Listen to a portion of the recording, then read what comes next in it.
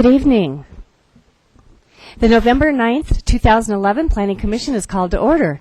And first I'd like to ask our Director of Planning and Zoning, John Wolforth, to lead us in the Pledge of Allegiance. John.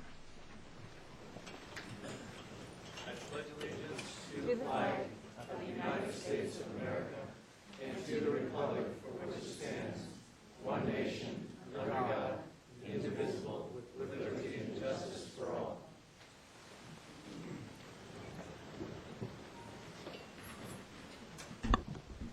Thank you, John. And the first thing I'd like everyone out there to do is turn off any cell phones. That kind of messes up our system. And then we have a time for public comment. Right now, if anybody would like to come up and talk about anything other than that is on the agenda tonight, if you'd like to come up and just talk for a couple minutes, we'd sure invite you to do so. Is there anyone would like to do that? Okay, looks like not. And then we have, we need to approve the minutes from the October 26, 2011 hearing. Do I hear a motion? So moved. That was moved by Commissioner Anna. Do we have a second? Second. Seconded by Commissioner Whitmore. All in favor, please signify by saying aye. Aye. Anyone opposed? Those minutes are approved as presented. Okay. Before we go ahead and have the first and only case read into the record, I'd like to kind of let you know who all is up here tonight. On my far right, we have Bonnie Benedict, who is the Secretary of the Planning Commission. Next to her is Courtney Hartman, who is our Assistant County Attorney. And then we've got Planning Commissioner Marty Whitmore, and then Commissioner Tim Rogers, Commissioner Nancy Ferguson. I'm Shirley Johnson. Then we have Commissioner and Vice Chairman Larry Anna, and then Commissioner Jack Bistal and Commissioner Jamie Price. And over here we have Director of Planning and Zoning, which is John Wolforth. And I still can't remember your title, Mike. Mike's title is Supervisor of Planning and Engineering, and that is Mike Schuster. And then our case manager tonight is Russ Clark.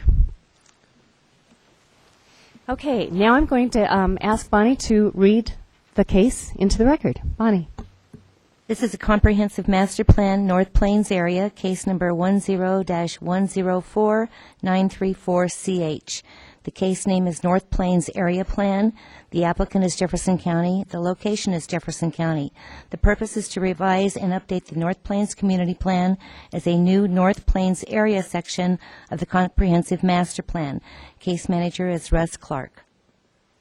Thank you, Bonnie. And before we have Mr. Clark do a presentation, just a couple things. First of all, just to let you know that all of us, including staff, has been on field trips to the North Plains area. So we have all been around there a lot. We've been on individual site visits over the years. And, of course, all of us live in the county and have for some time. So we have been in the area a lot. Want you to also know that this hearing has nothing to do with the Northwest Parkway. These land use recommendations are sound, whether the Northwest Parkway is built or not. So please do not bring up the Northwest Parkway in your testimony. We'd like to ask that. Okay, what we're going to be doing tonight is first we'll have up to a 20-minute presentation from our case manager, Mr. Clark, and then we will have public testimony after that. So, Mr. Clark. Thank you, Commissioner. I'll try my best to hit the 20-minute mark. It may be a few seconds longer. This is the North Plains Area Plan. And this slide here shows the general geographic area of it. It's essentially Clear Creek on the south, the foothills of the Rocky Mountains on the west, Sheridan Parkway on the east, and the county boundary on the north. And this plan is only for the unincorporated portion of the county in that area as depicted on this map. The gray areas are incorporated, and they're not subject to this plan whatsoever. So a little bit of history and background on the Comprehensive Master Plan. The Comprehensive Master Plan was adopted in January of 2010 by the Planning Commission of Jefferson County.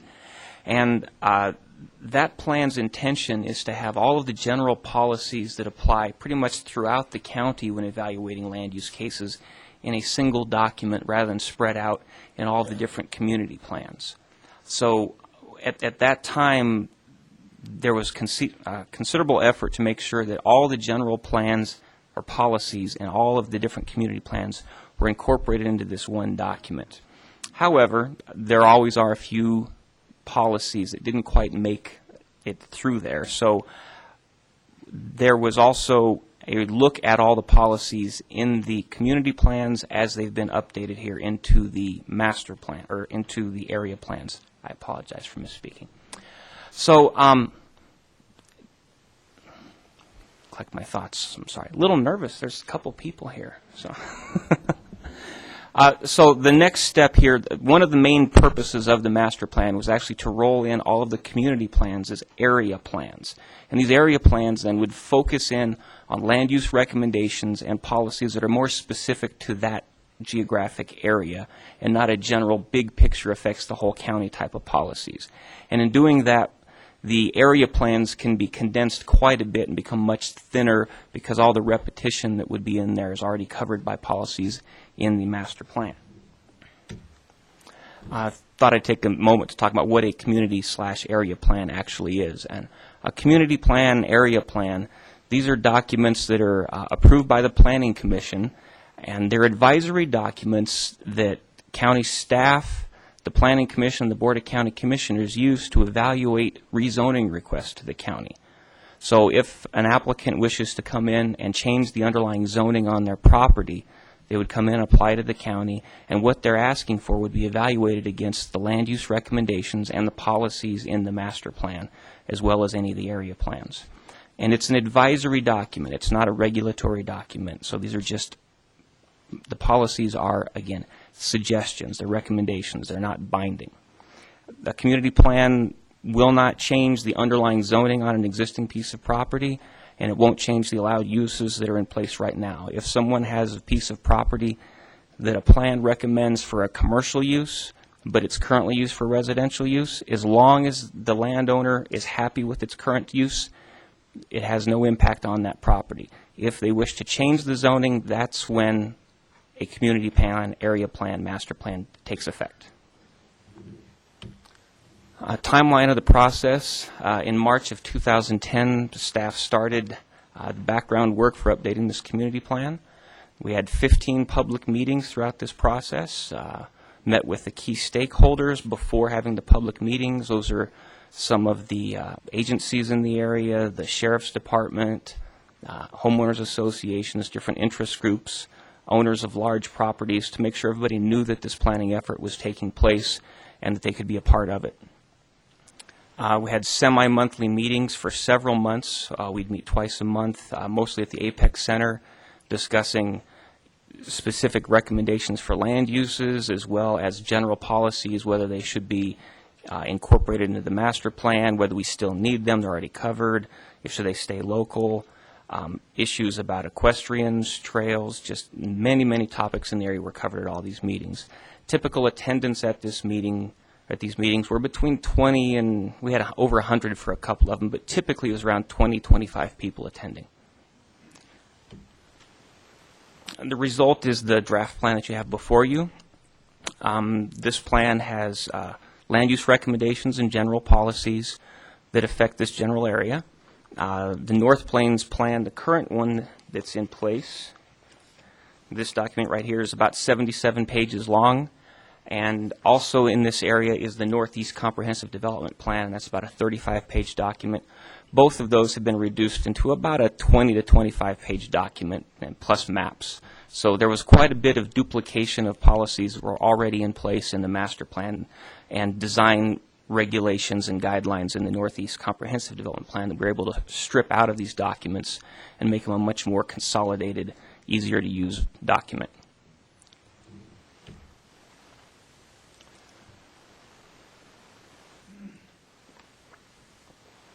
At the start of this updating of the North Plains Community Plan, staff met with the community over several meetings, and we discussed each of the policies in great detail, the general policies that are in the existing North Plains Community Plan. We looked at each one of the plans, deciding which ones were duplicative with existing plans in the master plan, which policies were no longer needed because circumstances have changed or regulations have changed, and which ones were area specific and should stay. Based on the efforts during the North Plains Plan as well as the South and Central Plains Plan, there was a fairly large list of policies that staff was proposing that the Planning Commission modify the master plan with.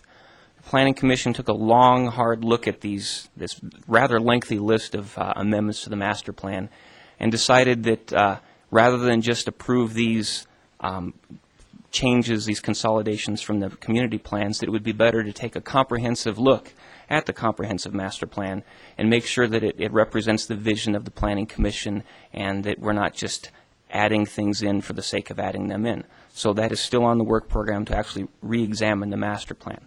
However, when that decision was made, the planning staff or the Planning Commission told the planning staff if there are a few of these changes that staff is of the opinion are fairly critical, to bring them forward at this time with the North Plains Plan so that you could relook at those policies to see does it make sense to go ahead and add those in now or wait for the reexamination to look at those. And that's what we're going to present next.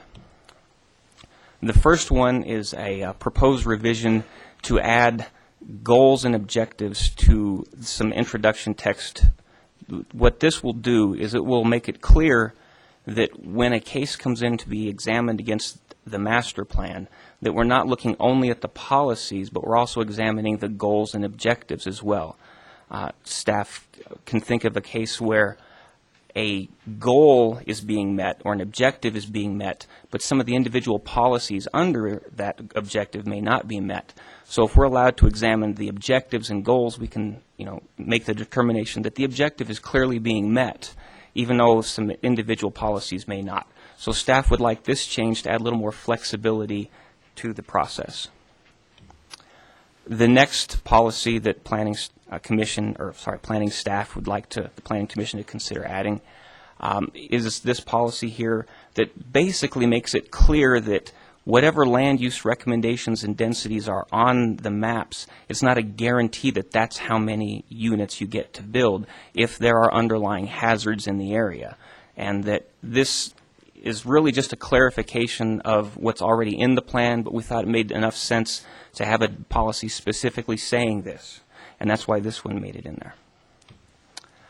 This next change is staff is proposing deleting a policy which requires excellent site design if the site is in the high or moderate wildlife quality areas. That was a mistake that this ever got in there because almost the entire county is in a moderate wildlife quality area. That includes the entire range of deer. So it's overly restrictive, so staff proposes deleting this policy. The intent behind it is covered by other policies already in the master plan. We'd prefer to not have this policy in there. This next change is modifications to the community uses language in the master plan. One of the things that we're aware of is we need to keep current with the latest Religious Land Use and Institutionalized Persons Act from Congress, RLUPA as we call it, which basically says, and hopefully an attorney can slap me if I get this wrong, that you're not supposed to evaluate a proposed church based on what the religion is. So if someone is proposing a Catholic church, you can't say, well, we don't want a Catholic church here. It doesn't say it that broadly or specifically, but you can't deny a case based on what the religion is or if it's a religious use. You have to just evaluate it on its impacts, essentially. And so this language is to make it very clear that community uses, which include religious institutions, are evaluated based on their impacts. Each of the community plans that you've already adopted this year, the South Plains and the Central Plains, as well as the North Plains, was written with the understanding that these policies would be in the master plan applying everywhere, which is why they're fairly silent on the community uses in the land use recommendations in the plans. So having these policies added on there makes the update of the South and Central Plains plans complete, in staff's opinion.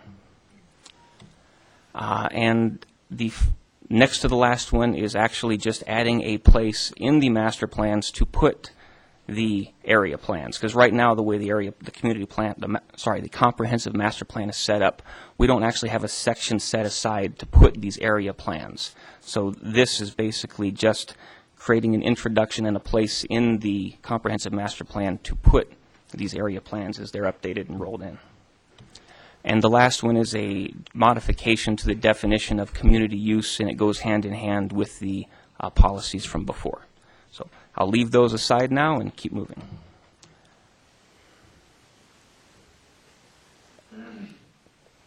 Another interesting thing with the North Plains Community Plan area is there's an area of enclaves which are south and east of the Rocky Mountain Metropolitan Airport.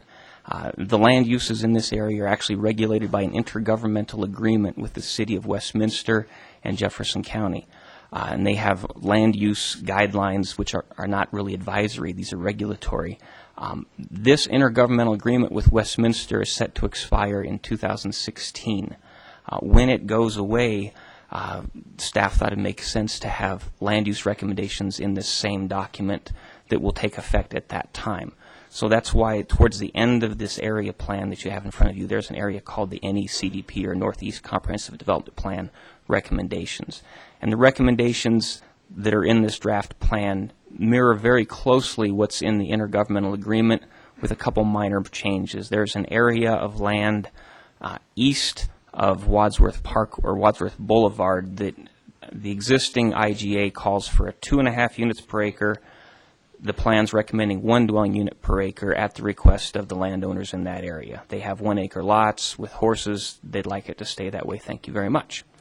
The other changes in the airport critical zone, the actual allowed and not allowed uses, and allowed, again, it's a advisory document, so it's not truly allowed, not allowed, it's a recommendation, are more consistent with the Rocky Mountain Metropolitan Airport's master plan as the types of uses that would not be compatible with an airport. So those are really the only changes in land use recommended in that plan. The other difference in the consolidation from the 35 pages to just 3 or 4 pages is no longer citing all the different sign regulations and design guidelines that are in the Northeast Comprehensive Development Plan right now, and we'll just use the standard county regulations going forward. There are 2 areas designated as special character areas in the North Plains Plan right now. One of them is around the town of Leiden, and those regulations essentially, not regulations, the recommendations would say that any future development should be consistent with the lot sizes, uses, and architecture of the region because it is a fairly historic area. And the other special character area is around the Van Bibber Creek. That area is rather unique in its very agricultural and rural feel in the middle of a fairly rural or very urban area. There was a separate meeting to discuss the possibility of creating a special character area. Each landowner in the area received a letter from the county telling them about these changes and inviting them to the meeting. The turnout was fairly good, and based on that, that's why we've come up with a special character area for relatively low densities and keeping more of an agricultural and rural feel to the area. And this is kind of a picture of that area. You've got the Van Bibber Creek and open space to the south of it, and it's the parcels that are just north of that. They're in this special character area. Equestrian issues are a fairly big deal in the north portion of the county. And the current North Plains Plan has recommendations for if someone wishes to rezone and have equestrian uses going along with their rezoning for more residential uses. And those recommendations in the current plan talk about a 12,500 square foot minimum lot size and a 9,000 square foot area needed for the first horse and 6,000 square foot for the additional horses. Some small changes to this is a recommendation that it goes to a half acre instead of 12,500. And reasons for that are multiple. One of them is on a 12,500 square foot lot. It's fairly difficult to actually fit in everything that one needs to do horse uses properly. The 6,000 and 9,000 square foot requirements that are in the current plan have kind of gone away and are replaced with a recommendation for a minimum pen size and a turnout size. The reasons behind that are multiple as well. One of them is to minimize the area for erosion because horses tend to eat down the area to dirt fairly quickly in a small area. And the second one is to actually further buffer the potential negative impacts of the equestrian uses from neighbors. Staff worked with the Jefferson County Horsemen's Council and other equestrian and non-equestrian interest groups to come up with these recommendations, and for the most part everybody seems satisfied with the recommendations going forward. And here's a map kind of depicting the difference in half-acre lots and third-acre lots. The ones on the right-hand side are just under a third of an acre, and the ones on the left are about half-acre lots. And most of the ones on the left do have horses in their backyards, and they seem to function quite well. The residential land uses portion of the plan. The density recommendations have changed somewhat from the existing plan, as to be expected. The existing plan is 22 years old. In some areas, the density recommendations have increased. In some cases, they've decreased. Staff worked with the community and a lot of analysis on existing patterns of development and road conditions to see what would be appropriate going forward. One area that's different here than other plans that you've seen is an area we call Area 15, and that's where the area is apparently completely fully platted at varying lot sizes. They're not really consistent even among its own subdivision usually, and the plan recommends that if someone wishes to redevelop a portion of that, a lot they may have that's a little larger than all the others, that any future development should be consistent with the typical uses around there. So it doesn't lock them into exactly what they have, but maintains that it has to be fairly compatible with what's around it.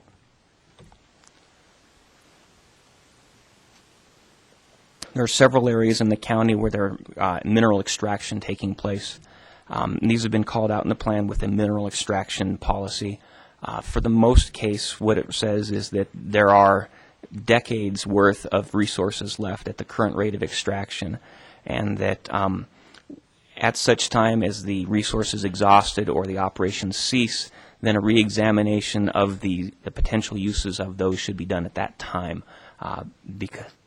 mainly because if we had a future recommendation in place now and they wish to expand their operation, then they wouldn't really be consistent with what the plan recommends. If we recommended, say, industrial for a mineral extraction area, well, industrial uses don't include mineral extraction, so they'd have to get a plan exception to do what they're already doing, even though the plan knows that they're doing mineral extraction. So that's why the recommendation in place is it's an existing mineral extraction area, and it will continue to be so until it's not, and we'll re-examine it at that time. Some other areas of interest with mineral extraction is Area 28, which is just west of the Rocky Flats Wildlife Refuge. That area is owned by the federal government, but the mineral rights are owned by private parties. It's currently being used for mineral extraction, and the county, as well as Boulder County and the city of Boulder, are working on trying to purchase the mineral rights below those properties to more rapidly get that land incorporated into the Rocky Flats Wildlife Refuge, which is why it's called out separately from the other mineral extraction areas.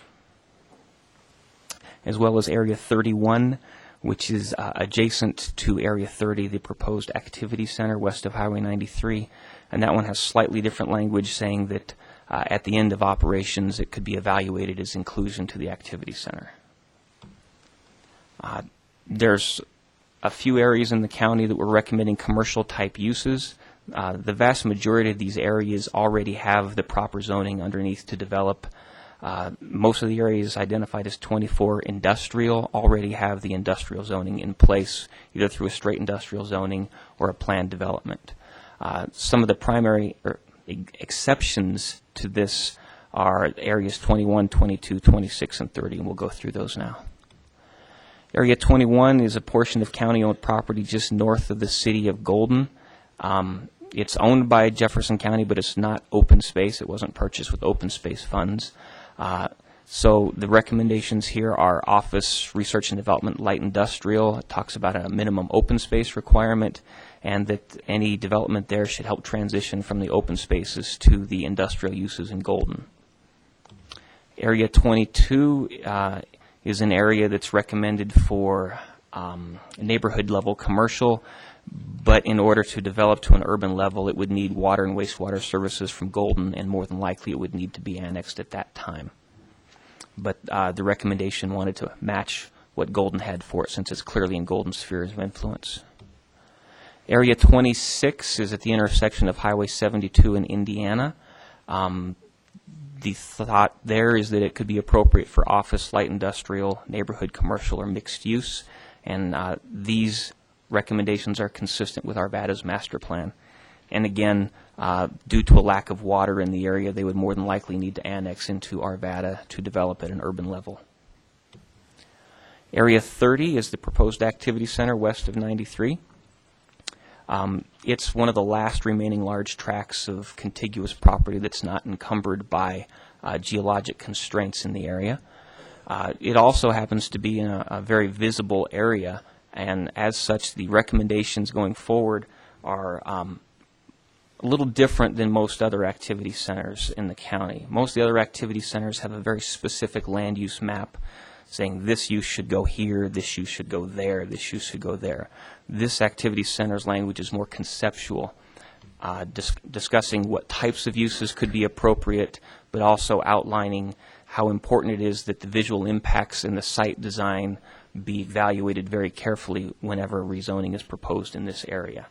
So it doesn't have specific land use recommendations. It has general concepts, as well as with some fairly specific and yet general at the same time provisions for protecting the wildlife or the scenic corridors in the area. Something to keep of noting is that the general policies in the comprehensive master plan still apply in all of these locations. So even though there's not anything in here about protecting the wildlife habitat or the transportation sections or the view sheds, all of these are covered in the comprehensive master plan currently, and all of them apply equally in this entire plan area. Staff did a visibility analysis along Highway 93 to see which areas are more visible and which areas are less visible. How this was done is the computer put a dot every 50 feet along Highway 93 and then did a 360-degree check to see what can be seen from that spot.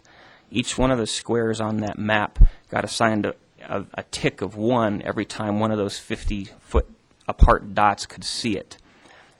At the end of the evaluation, the number of places a site could be seen from was converted to a more visible, less visible scale. The red portions being visible from the most areas, down to the yellow being kind of the middle range, and the dark green being the less visible. The areas that are gray or clear on this map are essentially unseeable from Highway 93 the way the computer visualization was done. It used a bare earth model. It didn't account for trees or houses or anything like that. It was just using the digital elevation model from USGS. There is a margin of error with these types of things, so this may not match exactly what's in place, but a field trip verified the concept behind it quite accurately. Some of the major changes in the plan area since 1989. When you adjust the 1989 plan, the one that's in place now, for the current city boundaries, there's approximately 10,900 acres that have been recommended for commercial types of uses, office, industrial, retail, that types of things. This draft of the plan for the same boundaries recommends approximately 3,800 acres of commercial type uses. And of those, 850 are the airport, and 550 is the county land just west of the airport, which has, again, already been rezoned for the support uses of the airport, which leaves essentially 2,400 acres outside of the airport that is recommended for commercial uses here in the North Plains Area Plan. The reason for the reductions in land use recommendations are numerous. There's changing land use patterns as well as open space purchases in the area. Since the plan was adopted, over 3,500 acres have been preserved for open space that were recommended for commercial uses in the existing plan. And this does not include the Rocky Flats buffer area, because that was recommended as a buffer before, but there is 1,000 acres of the core of Rocky Flats, which was an active site when the plan was adopted last time, that was recommended for commercial, which obviously is not being recommended for commercial, being as part of the refuge. Other changes, the maps that we have in the plan, the boundaries of the maps go beyond just the plan area. They stretch a little bit further south, a little bit further west, so just into the mountains. But in the map area, there are over 33,000 acres of open space that have been preserved. There's 1,400 acres for the Jefferson County open space held in conservation easements. There's property owned, or conservation easements owned by the City of Boulder. Jefferson County open space owns outright over 13,000 acres. The Rocky Flats buffer area, again, is 4,700 acres. Over 8,000, almost 9,000 acres of city and recreation district open space in the area. And this is including the areas inside the cities, so it's open space in the general area. Boulder owns open space of almost 1,900 acres, and there's approximately 3,000 acres of other state, federal, and Denver-owned land that's protected from development in the area. The Front Range Mountain Backdrop Foreground, you've probably heard of that. That's shown on some of the maps in the plan. And that was the result of a 5-county joint planning effort to identify and preserve the areas of visual significance from basically Wyoming all the way down to Colorado Springs. That's implemented through the open space plan for the most part, and the exact boundaries of the Front Range Mountain Backdrop are in the open space master plan, and they're reflected as well on the open space plan map inside the plan here. Of note is that the Area 30, the activity center, only the hogback on the very western portion of it, which is quite steep, is inside the mountain backdrop foreground area. Staff has received comments from the City of Arvada, City of Golden, Friends of the Foothills, equestrian interest groups, Fairmount Improvement Association, residents of the general area, and some residents supporting the Friends of the Foothills position. The vast majority of comments by bulk are from residents supporting the Friends of the Foothills position, which is that Area 30 is inappropriate for urban uses. The more appropriate use for the whole Area 30 would be agricultural, large lot residential, anything but urban.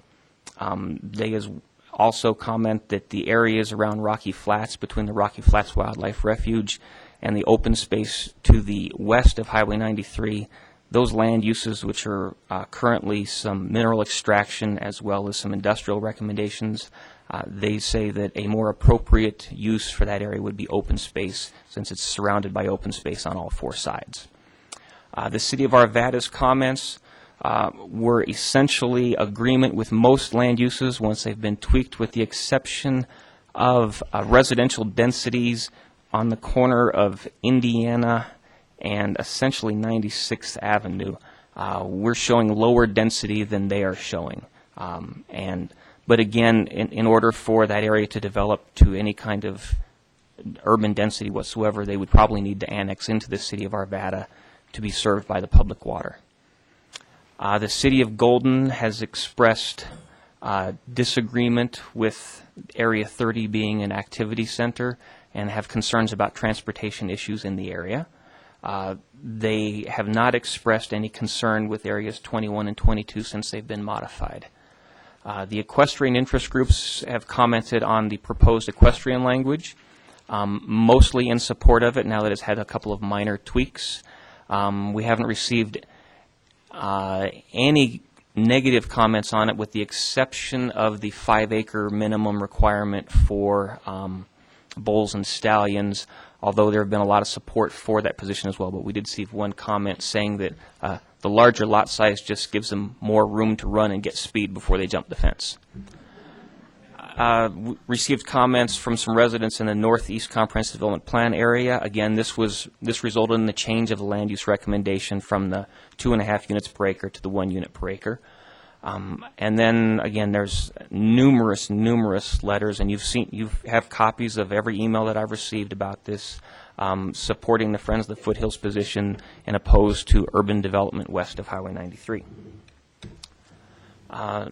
Based on that, staff recommends that the Planning Commission find that the adoption of the North Plains area section is in the best interest of the health, safety, and welfare of the citizens of Jefferson County, and the amended master plan, including the North Plains area section, will supersede all other community or land use plans for the area that have preceded it, and including the area covered by the Northeast Comprehensive Development Plan after it sunsets in 2016, or if it is dissolved prior to that time.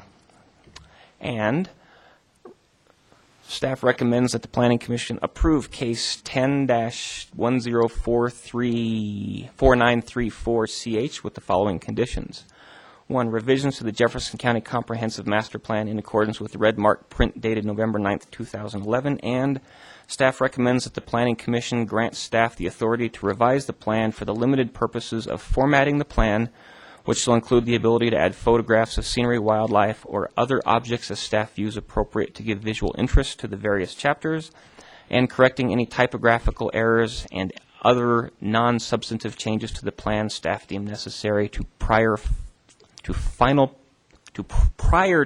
publication of the plan. And that is the end of staff's comments. Thank you, Mr. Clark.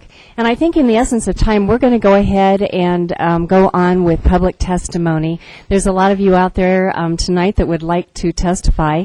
In fact, I think I counted about 35 to 40 of you that would like to do that. So first of all, we will have organizations speak. And if someone has actually been authorized by the organization to speak, you will have up to 10 minutes. And then all individuals will have up to 3 minutes to speak. And first, I would like to ask our former commissioner, Kevin McCaskey, to come forward. Kevin is the CEO of the Jeffco Economic Development Corporation. And Kevin, welcome tonight. Thank you, Madam Chairman. Good evening, Planning Commission members.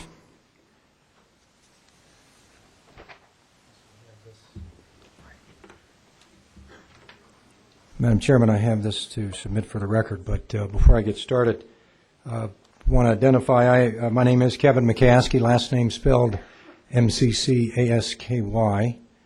I'm representing the Jefferson County Economic Development Corporation, 1667 Cole Boulevard, Golden, Colorado 80401. Mr. McCaskey, I forgot one big important thing, and that is to have everyone stand and be sworn in. And even if you don't think you're going to testify at this point, if everybody could stand up that might possibly testify, please stand and be sworn in. Honey? And please raise your right hand. Do you solemnly affirm that the testimony you're about to give in the matter before this commission is the whole truth, so help you God? Thank you. Thank you. Thank you, Madam Chairman. I stand before you tonight on behalf of the Jefferson County Economic Development Corporation and want to thank you for the opportunity to comment on this revision of a community plan. It's Russ mentioned it was 22 years since it's been updated, and I think staff has done great work, and I want to compliment the commission. I have always been amazed at the public service that this commission provides Jefferson County, and want to say thank you now as a private citizen. Thank you for your service.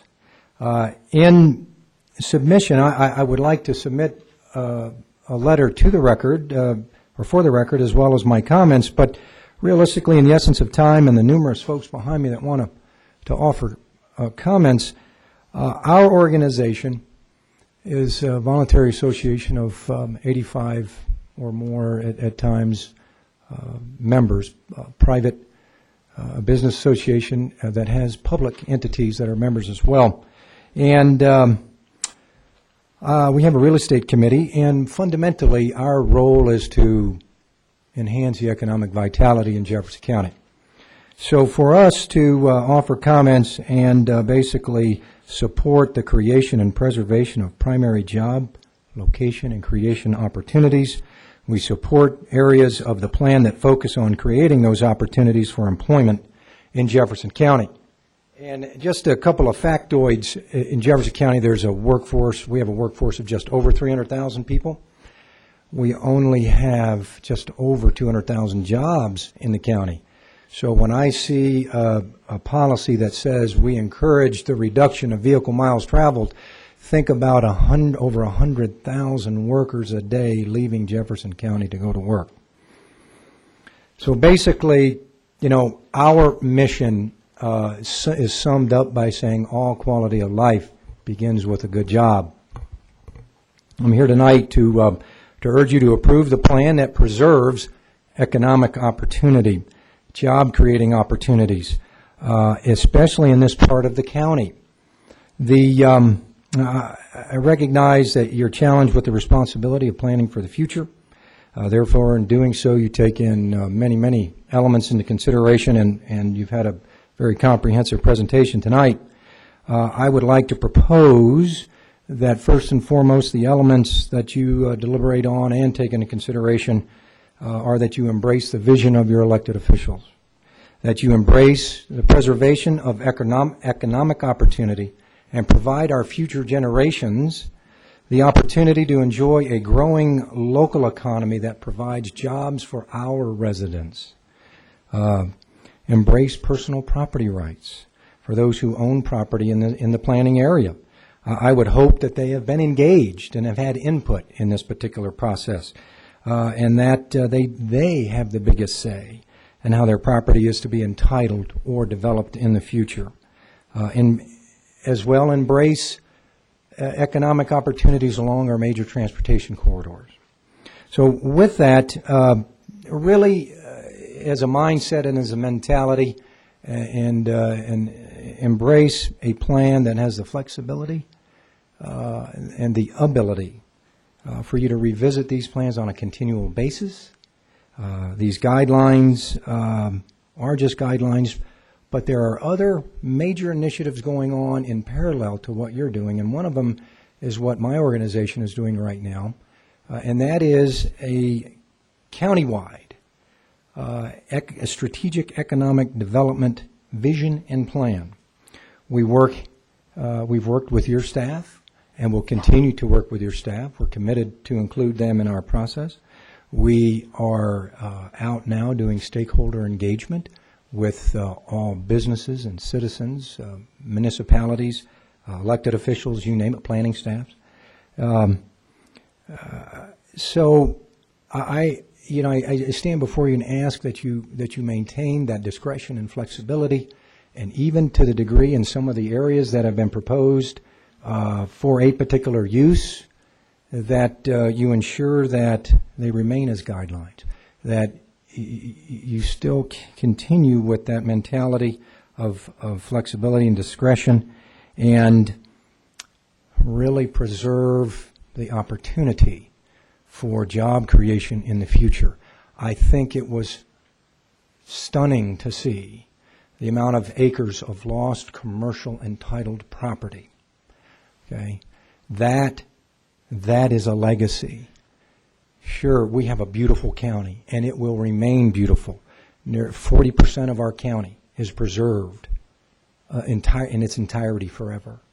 Okay, we must really be strategic, and to the point, we must really be focused and committed to preserving these opportunities for job creation and growth, as well as respecting personal property rights of the owners of this property, and really providing our children and grandchildren with the opportunity to live, work, and enjoy the same beautiful county that we've enjoyed for so many years. And with that, Madam Chairman, that concludes my comments. If you have any questions for us, I will respectfully request that our organization be allowed to come back in the first quarter of 2012 and present our final strategic development plan to this important commission, and really have an interaction and an exchange that really helps us and assists us go about creating economic opportunity in Jefferson County. Thank you, Mr. McCaskey. And when did you say you'll be coming back the first quarter? About when? Probably near the end of the first Near the quarter, end of the first Madam quarter? Chairman, or at your discretion. Okay, great. Thank you. Are there other questions for Mr. McCaskey at this point? Okay. Thank you very much. Thank you. Okay, next we have Steve Glick with the City of Golden. And when any of you come up, there is a little yellow light and then a red light. So when the yellow light comes on, you have about 1 minute left. And when the red light goes on, you're done. so we can get everybody in here. And if everybody could state your first name and last name, spelling the last name and your address. Mr. Glick. Thank you, Madam Chair. My name is Steve, Glueck. My work address is 1445 10th Street, Golden, Colorado, 80401. Thanks for allowing me to come, and as every time I come to a county board, I have the same excuse. I have a speaking engagement in 40 minutes and 1 second, so I'll be really brief, fortunately for you all. And thanks again for letting me speak. And my comments, although different, are along the same lines as last time I spoke to you several weeks ago about the interesting art of identifying land uses for parts of these areas. That some of the areas are very easy to identify land uses for, and some are, I believe, a real art, not just a technical review of some factors. So tonight I want to talk to you very briefly about urbanization as a philosophy or policy, infrastructure capacity or adequacy, and cumulative impacts thereof, and addressing those impacts on your neighbors and what responsible planning does in terms of impacts on neighboring jurisdictions. It was a pleasure to come right after Mr. McCaskey and hear the focus, because I wanted to comment that I assume that one of the driving factors is the perceived and/or real economic change in this community in the last couple of decades, and the push for jobs, because very clearly that's been evident in the evolution of this plan compared to the plan 21 years ago. I guess I wasn't aware of the whole plan 21 years ago, but the area by Golden 21 years ago was all an excessive amount of suburban residential development. So I'm not sure where all the lost commercial is. I assume it's up by the Arvada, Candelas, Jefferson Center area. But life is different than it was before. And yes, we have a jobs imbalance in the community. And for the last month, I've been trying to figure out if I could successfully articulate to you, and frankly, I don't think I can, why putting commercial uses on the periphery of the urban area is exactly the wrong way to address our economic development needs and our jobs housing balance. I know it in my heart that it's the wrong way to do it, and I don't think I can convince you, so I might not even go with that. But worldwide, there are studies that show that the most effective and efficient way to deal with growth is looking in, is a more compact form of growth, and there's an awful lot of ground in the county, in the cities, in the unincorporated area that should be focused on, some of it in that Central Plains plan that we were looking at earlier, for job growth. And you should not be looking to the periphery, to these larger parcels on the periphery, to solve your problems. There's also a lot of poorly located and totally unused peripheral business parks that you can look at as you drive down 470 south of I-70 that have been in their undeveloped condition for 30 years now, that everybody thought was a great idea to put business park uses and to cement the west side of Lakewood, and it just didn't happen. So that's my philosophy, my attempt to convince you to be a devotee of compact development and not sprawl. The other thing is, I read the general master plan as closely as I could, and I read the transportation section of this, and I found a lot of good recommendations about transportation, but there wasn't one place that I found a commitment to make sure that there were adequate public facilities before properties develop, an analysis that the infrastructure leading into and out of this quadrant can handle the type of urbanization that you're talking about, or any commitment to mitigate impacts from that urban development on adjacent jurisdictions. Everything I found in your policy documents talk about public improvements and capacity issues within and adjacent to proposed developments, not a regional scope, not a regional view of what those impacts are.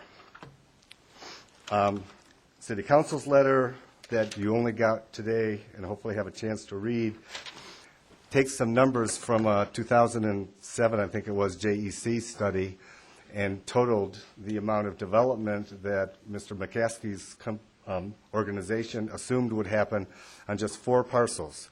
The Candelas parcel, which is in Arvada, obviously, and some of your parcels next to it, 26 and whatever. The Rocky Mountain Airport, the Area 30, and the small parcel, the 40-acre or so parcel that the county owns. To me, 11.5 million square feet of commercial and 4,600 residential dwelling units does not seem like an amount of development that the infrastructure in this quadrant can handle. And so respectfully, we would ask that you don't just consider this a guideline. Look at it cumulatively. The danger of having a guideline plan is that every individual parcel may seem just fine when you look at it by itself and it comes in under the plan.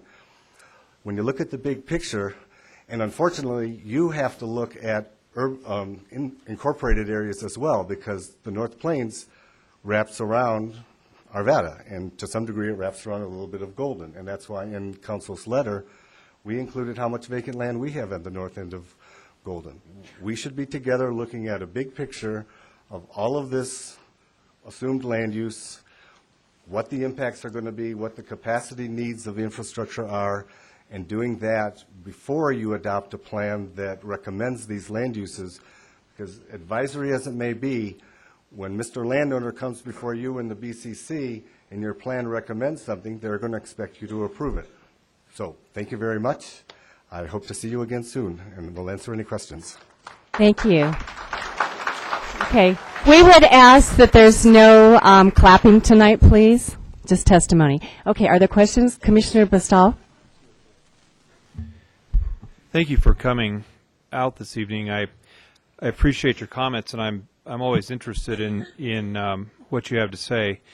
When you said you said my philosophy, and that confused me a little bit. Are you representing the town of the city of Golden, or are you representing yourself, Steve, when you're speaking? Or it would help me to clarify Good that. question. The city's philosophy and policy is for compact urban development. My attempt to try to articulate it is my personal philosophy, but the city's policy for Golden is compact urban development and efficient urban development, and also to mitigate impacts on our neighbors and to ask them to do the same for us. So those are the official policies. It was the attempt to explain it that was my philosophy. Thank you for the clarification. It's somewhat ironic to me that Golden has been on the periphery, on the edge of the urban for what, over 100 years, or I don't know how 152. 152. So kind of really an urban development with manufacturing, production processes for a number of years, kind of spawning multiple use on the edge of the Denver urban area. I mean, wouldn't you characterize it that way? Yes, it was a freestanding area probably sometime after World War I, and the urban area moved out to it. I guess I would say that freestanding urban areas are different than suburban sprawl. So, Okay, we need to have all comments from the audience, please, just when you're up here at the stand. that was my curiosity. It was really on the periphery, and it was a freestanding at the edge of development. Are you when you said that some of the business parks along 470, haven't filled up? I'm paraphrasing you now. I think that's correct. How much do you think the last economic downturn has been a part of that process? Or are you thinking over the last 10 years? What's your time frame for that? 30 years. And let me clarify, and Mr. Rogers would certainly correct me if I didn't say it. There are massive problems with what's called Red Rocks Business Park and that whole area by Morrison and Lakewood. Fraud, criminal activity, lack of water. But it is an example of an area that was seen as the industrial savior of Lakewood 30 years ago, and it has falling apart streets is what it has now. So it was an example, and it was driven by many, many factors. not at all by the current recession. One more question. And you mentioned that you wanted us to work together, which I think is terrific. Have you, during this process, have you had adequate opportunities to input during the process? I mean, as a staff to staff, or that's really important to the commission, I know. Yes and no, but I think it's my own fault. Somehow I missed a lot of the land use meetings for the North Plains. For the Central Plains, we seem to have been linked better, but it wasn't at all Russ's fault because he was keeping in touch with us. But for whatever reason, I was looking for land use meetings for the area north of Golden and missed them. We appreciate you coming out. Thanks very much.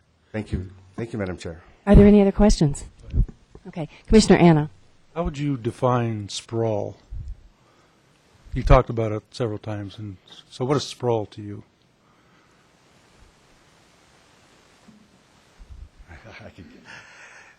One of the things I've learned is to point fingers at myself as much as other people.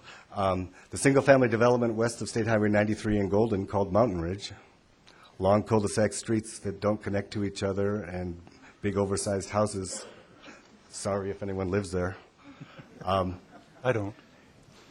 It's less compact, not walkable, not pedestrian-oriented. You can. It's not a walkable, bikeable community. It doesn't have services within it. It is the classic. Oh, I'm sorry, I'm going way off the deep end. The zoning that started 90 years ago with Euclid versus Ambler Realty, Euclid, Ohio, where we all of a sudden decided we were going to separate everything, push it as far apart as possible, so you absolutely have to get in your car to go anywhere you want to go. That, to me, is sprawl. Thanks. Okay. Thank you very much. Better get out before there's more questions, ma'am. Yeah, really. And good luck getting to your next meeting. Okay. Next we have Victoria Runke, City of Arvada. You'll pass? Okay. And then Parkview Villas Interest Group, Richard Flint. And sir, you have up to 10 minutes if you have been authorized by the homeowners. I have, and it's going to be 4.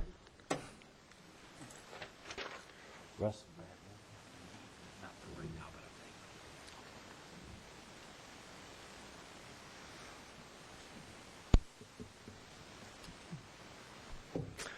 Good evening. My name is Richard Flint, F-L-I-N-T. I live at 5709 Gore Range Way in Golden. That's near the intersection of West 58th Avenue and Highway 93, pretty much across 93 from Area 30. The comments that follow represent the views of a group of residents at Parkview Villas, and some of these residents may actually, after me, be doing some individual comments. I have 4 main areas to talk about. The first one, the plan provides no explanation of why Area 30 land use as an activity center to support the creation of primary jobs is the only possible use for this land. This is even more puzzling considering that all the buildings and infrastructure associated with an activity center will result in a land use completely out of character with the surrounding land.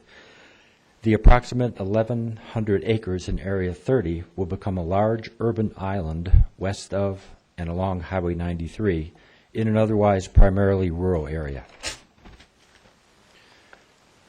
Second, the plan is silent on the impact of the activity center on and any mitigation of traffic issues on the already inadequate Highway 93.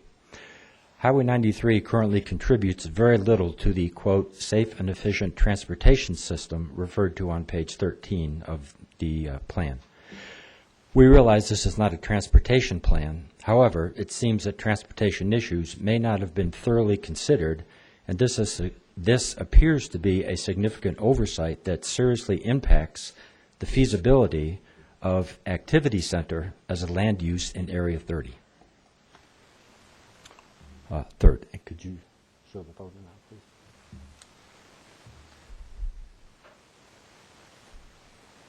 Okay, can we rotate that 180?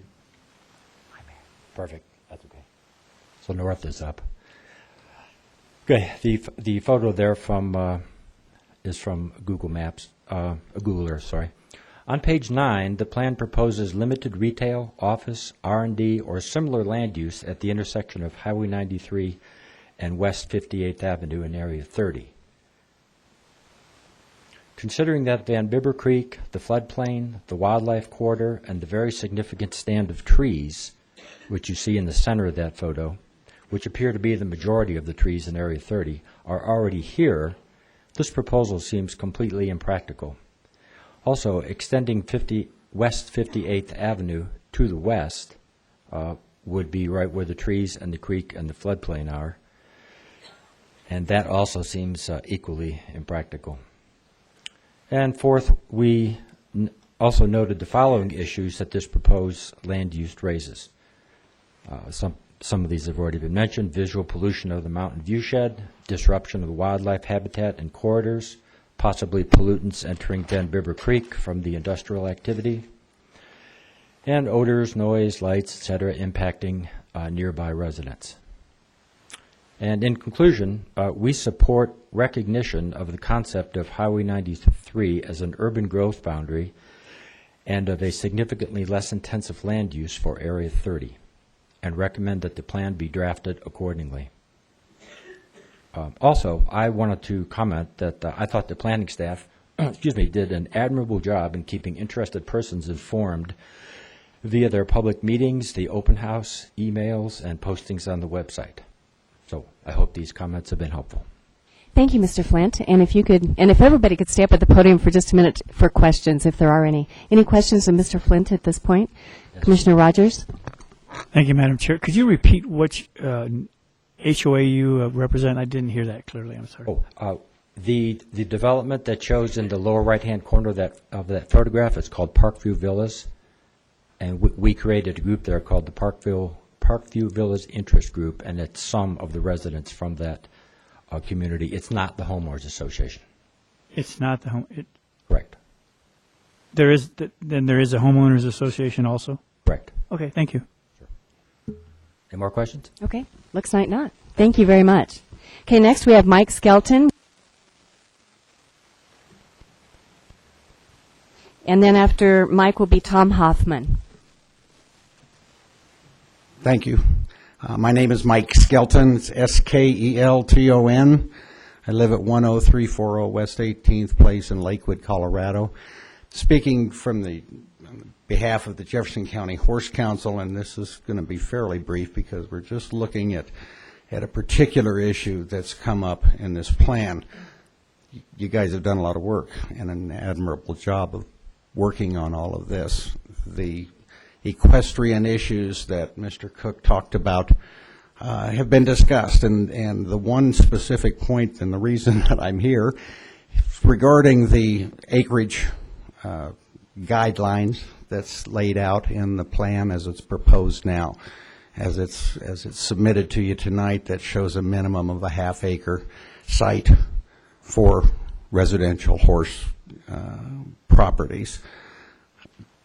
There's been rumors that have come in the last 2 or 3 days, which I hate rumors, but when they come up you need to address them, indicating that there might be a desire or an effort to change that half-acre limitation and increase it to a 1-acre limitation. And I'd just like to address that on the possibility that is coming before the commission tonight.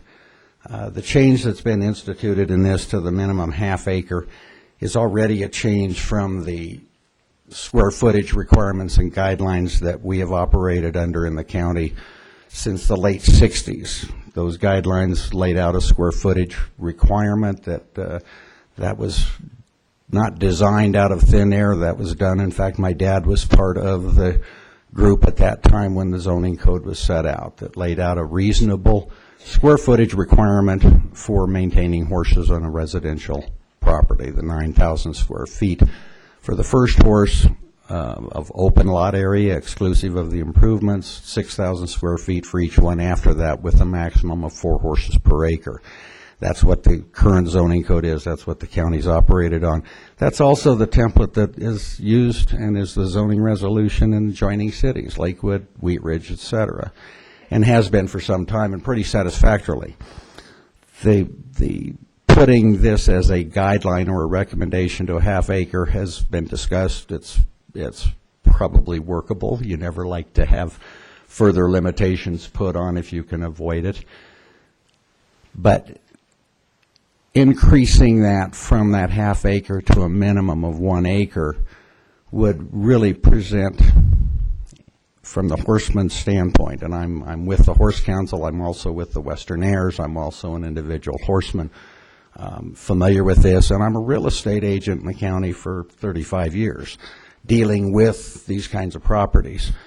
That kind of a limitation would potentially present an onerous financial burden on somebody developing small horse acreages.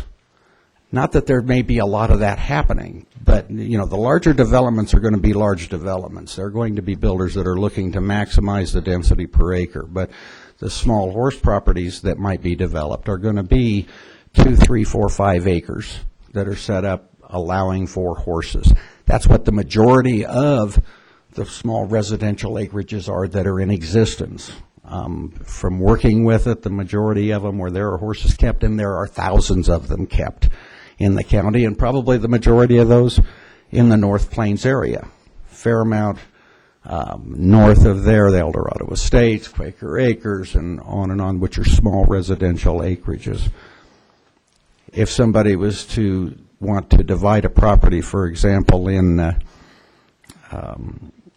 property off of Indiana, I'm losing the name of the subdivision now, that are 2 acre lots, and subdivide it, break off, and sell off an acre of that, then that imposition of a maximum 1 acre would preclude that. If somebody was to develop a property of 5 acres into horse properties, by the time you take out roads, allow for the utilities, whatever other green area, that's a financial burden. That's going to eliminate at least one site from that kind of a development.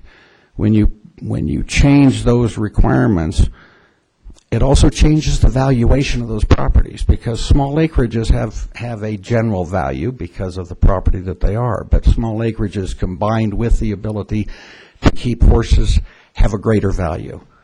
So you're changing the economic structure for the county, you're changing the economic structure for the developers, just impacting a lot of things with really no good purpose from the standpoint of health or care for the horses, because they don't care.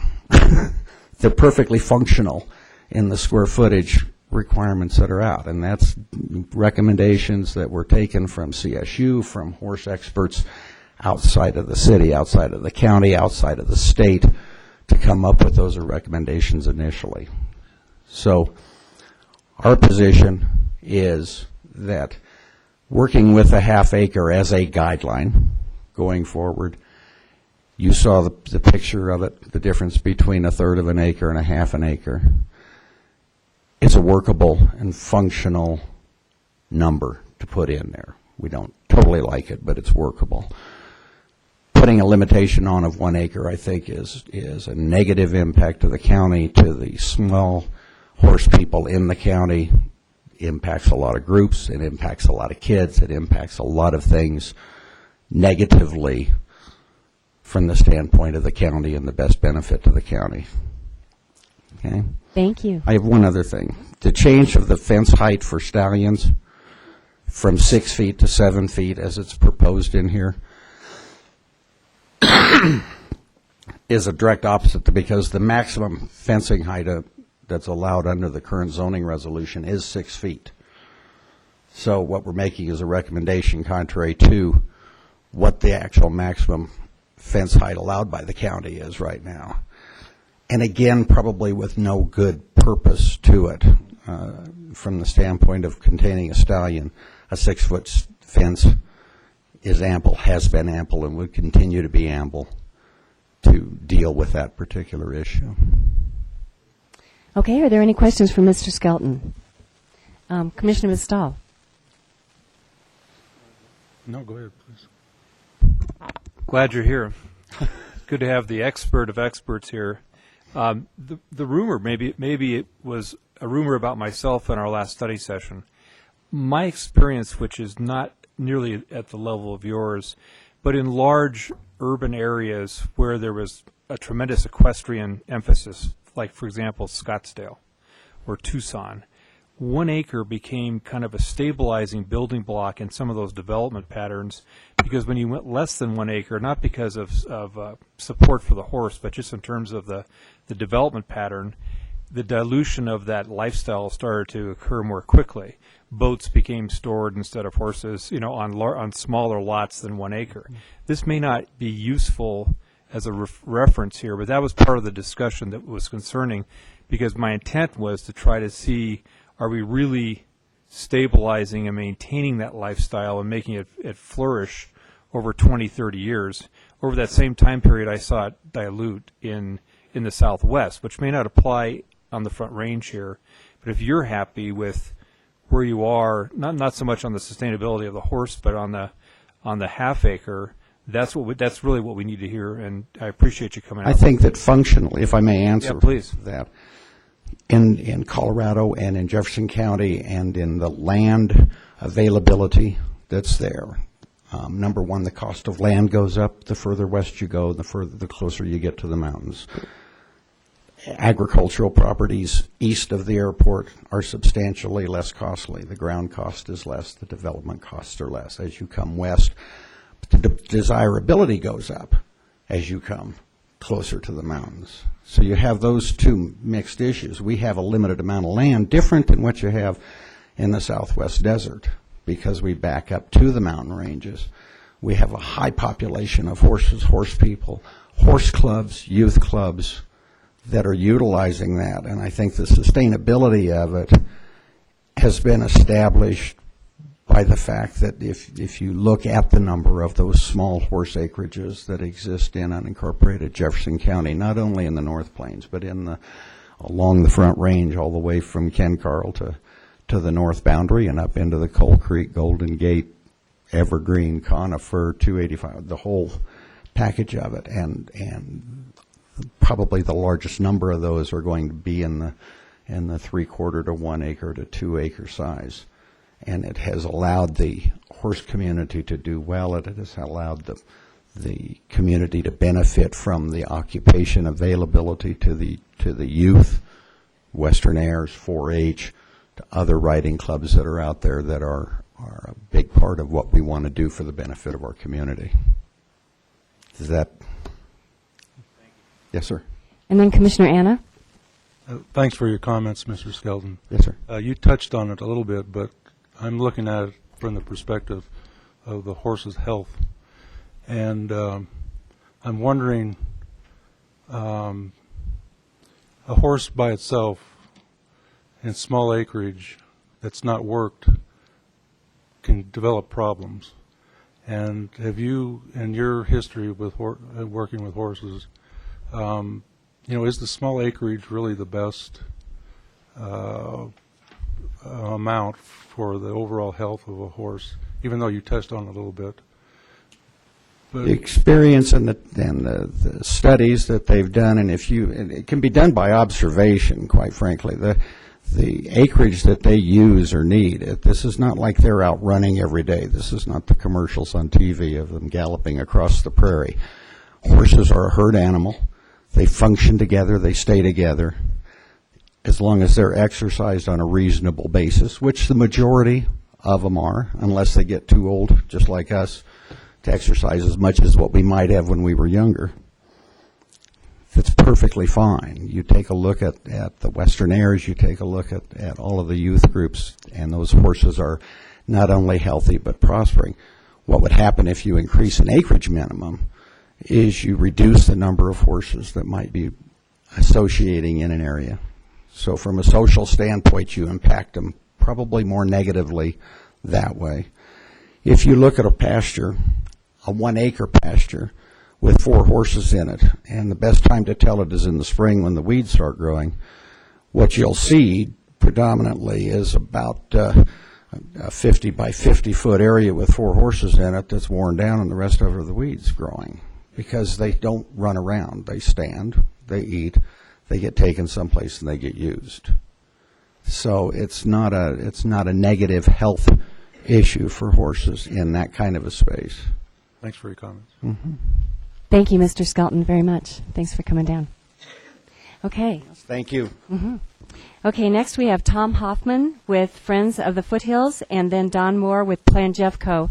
And if you are next, if you could kind of come to the front so we can move along as quickly as we can. Okay. Good evening, Madam Chair and members of the Commission. My name is Tom Hoffman, Hoffman. I live at 430 Antero Street, and that's in Golden, 80401. The group I represent submitted a letter with several attachments to you, and I don't know if you've had a chance to look at all that. I think you probably have a great deal of reading that you have to do and a lot of things to look at. My comments tonight were basically along the same lines as what was in your in the letter that you got. And just very briefly, the Friends of the Foothills was formed in 1999. We were formed by a group of people that represented several different communities within the North Jeffco area about 1996, and we had a group called the Jefferson County Communities Coalition, and you have a letter attached to our letter that was written in 1997 by that group. And the reason I put that in there was that that was a time when communities were beginning to really come together and look at what was happening in our areas, in our communities. We're the people that live here now and that will be living here for as long as we can, we think. And we're very concerned about what happens in our communities. And in that letter, the idea of an urban growth boundary was addressed because Dr. Cog was looking at it at that time. And the way they were looking at it was very loose, I guess is what you could call it. So we submitted that, and the idea was we thought it would be beneficial to those of us that live here, to those of us that have been in this county and this area for a while, to know that some of the things that we really value are going to be around for us, for our children, our grandchildren, etc. We believe, and I think Plan Jeffco had done a meeting on the economic value of open space and whatnot, so I'm not going to get into all that. But it was very informative, and as you look at Jefferson County, one of the most important things that we have are the natural resources that we have. The people that want to have horses, the people that want to hike, the open spaces, etc. So I wanted to give some perspective, because I think perspective is very important. We learn from history, or we suffer the consequences of not learning from it. But also we go through cycles, it appears. And I've been a citizen of Jefferson County since 1975, when I moved here, working here. And I thought I was a pretty well-informed citizen, and my education really didn't start until 1995, when I took early retirement from my job and started volunteering in the community and seeing what was going on. And at that time, it appeared that in the period of the 80s, there was a big push to get a lot of, in the plans, a lot of urban development. And I gave you a map, or a copy of a map, of the Jefferson Center development plan. Could you? And the county was a part of this plan. And this is what got me, because at that time I was living in Coal Creek Canyon, and many of the residents up there were concerned about the urban type development that was planned for our canyon, into our canyon, at the base of the canyon. And this is the canyon here. And all that colored area is going to be urban development in the city of Arvada. We didn't like it. We went to the powers that be and were told, too bad, there's nothing you can do about it. We've signed this agreement. This is the way it's going to be. Well, we didn't take that for an answer. We are not a tax supported. We don't have staff. We don't have people that we can send to all the meetings. So sometimes we're not right up to speed on everything. But we began working on this. and working with the county commissioners as much as we could. And they, in, I think it was 1996 or somewhere around there, they rejected this plan. They pulled out of it. But the Area 30 that we're talking about was sort of a continuation of it.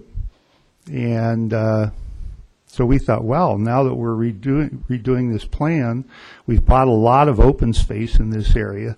The public has. This would be a good time to get something down that we can say, this is good land for our common value here as natural land, and keep it that way.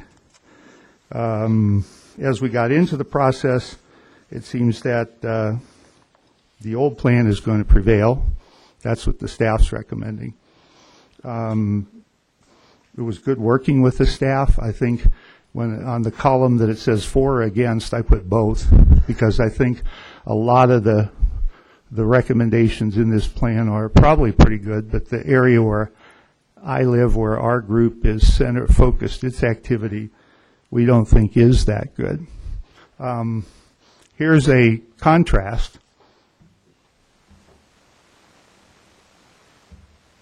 of that area, and you can see that everything west of 93, Highway 93 up there, is now essentially open space. And that's because we've done a lot of work to get that happen.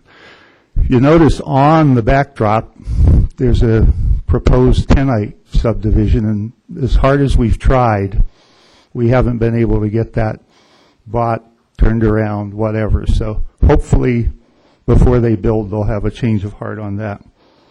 And I just want to leave you with one thing, because I think others will speak to some of the economic issues that were raised that we don't think are accurate.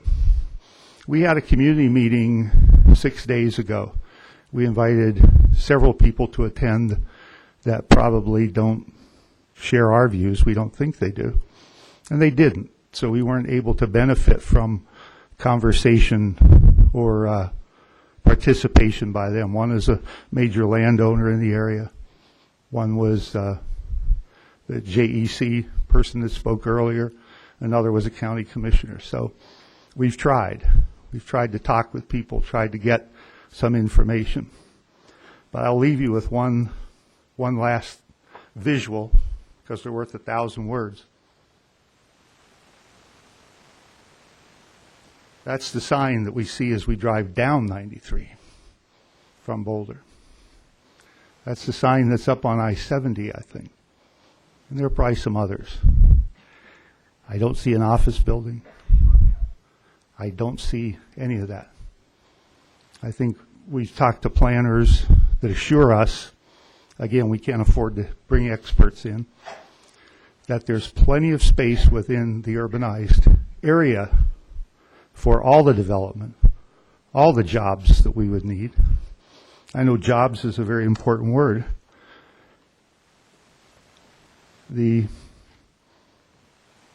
idea of putting urban development in the county is counterproductive, because then the county has to provide services. And most of the deals that I see or read about in the paper, they offer tax incentives, tax cuts, that sort of thing to get development in there. So I think it behooves us as citizens in this county to say, let's be a little smarter about it. Let's have development, certainly. Let's get better jobs. Let's get smart people in to work here. But let's do it. And I'm not advocating for expanding the urban boundaries west. I'm advocating to use the infill space that is available. Thank you. Are there questions for Mr. Hoffman? Okay. Well, thank you very much. Thank you. And next we have Don Moore with Plan Jeffco. And after that, we have two different people that signed up for Parkview Villas, and we can only have one of you speak if you've been authorized. So. Thank you, Madam Chair. My name is Don Moore, M-O-O-R-E. I live at 12048 Blackhawk Drive, Conifer, 80433. Longtime resident, 34-year resident, been a planner for this county government, Golden, Wheat Ridge, other places. Just a matter of sort of a policy issue, I guess, that might reflect over beyond this plan, but Jefferson County will get the same amount of tax monies whether they develop out in the hinterlands or something is developed in the municipalities. But you'll benefit the municipalities considerably if you build out the areas where we already have a fantastic sunk cost, if you will, a fantastic investment in roads, water, sewer, other utilities, so on. The towns could use the development, they could use the employment. There's also a lot of areas that need to be redeveloped, and that will become more so as time goes. But we don't need to break up any green fields at this time. Currently, there's enough infill in the country of, 306 million people, I believe, that to take care of over 100 million new residents. And in the West, we tend to be a big part of that number, of that infill.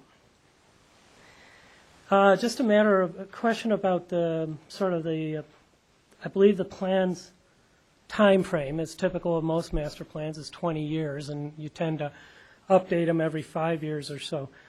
When you look at some of the urban areas, it does not appear that they could possibly have the infrastructure to serve those areas within the 20 years. So the question is, why lock yourself in at this point in time? You'll see this plan again, and probably likely in 5-year increments for a number of years to come. You'll have plenty of time as areas get built out, and you can, in 20 years, a lot of values change, a lot of interests change. So it seems sort of a shame to lock yourself into some of these urban areas that don't have water, don't have sewer, don't have water rights, don't have a transportation system to support them. It'd be better to hold off on that and leave that in a holding pattern or something at this point.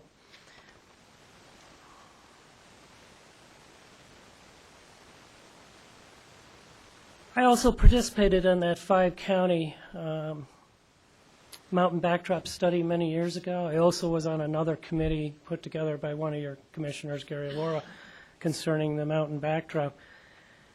And I question some of the visual analysis, and I think it would be vastly an improvement if you don't just take in increments up and down the 93 corridor, but you actually take points at various communities, even open space trails, any areas, other areas the public would tend to see the mountain backdrop. You will get a far more accurate idea of the impacts. I've done 2 of these visual studies, so I'm pretty familiar with it. I've done one for Douglas County and for the city of Castle Rock, town Castle Rock, which they have adopted as part of their ridgeline protection.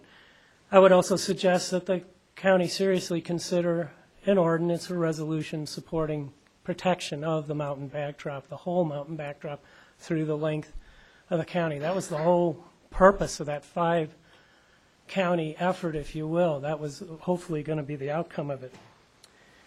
Area 30.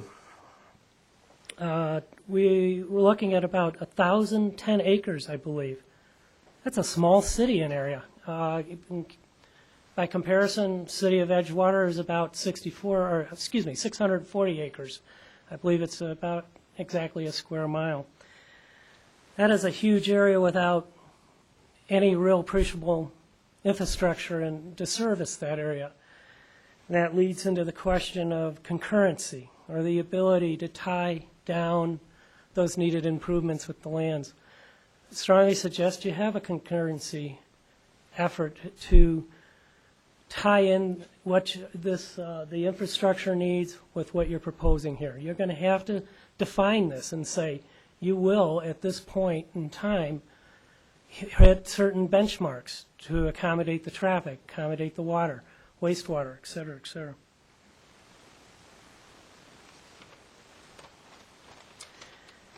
Area 24, that's that little pinkish magenta color strip running up and down 93 east side of the highway up by Rocky Flats. That's listed as an industrial area, roughly a mile and a quarter long. Here you have $1 billion, worth of views. And of course it's these views and our great school district and park and rec facilities and so on that sell the economics, sell this county for good employment opportunities and so on. People should be aware that what you have up there without any real services is just going to be a mishmash of sort of low-end type of industrial uses. You may only have, RV boat storage there, which does not really provide any employment, except for maybe some German Shepherd guard dogs. And it's a parking lot. It's not much to tax. It really isn't worth a lot. And what's up in some of those areas you can look at as fairly marginal, both from a tax-based standpoint or from a standpoint of employment.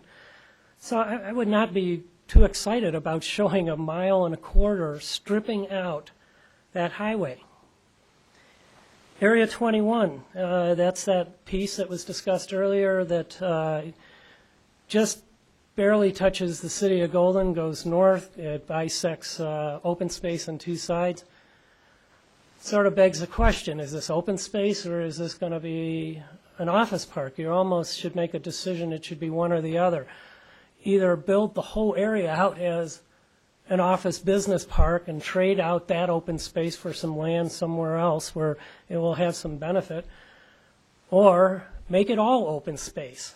And again, my comment about stripping out along 93 still holds. I think you don't want to just keep having linear urban development up and down the highway. You do want it compact and contained and so on. The question about sprawl, and I was trying to think back from planner school, just exactly what was the definition. And as near as I remember, it goes something to the effect that it's a spatially inefficient or wasteful use of land, water, public infrastructure.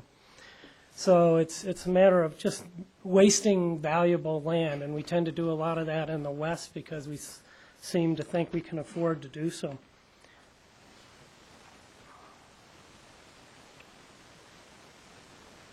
With that, I will close and just say that I should have mentioned up front, if any of you don't know who Plan Jeffco is, it is the group that sold and wrote the original Organic Act to create the Jefferson County Open Space Program. So it was a group involved with both land use and open space, and out of efforts back there, also with the League of Women Voters and others, came up the idea of creating the open space program. So I just thought I'd let you know. And we're still very much involved since that time of, 1973 when the open space program was created.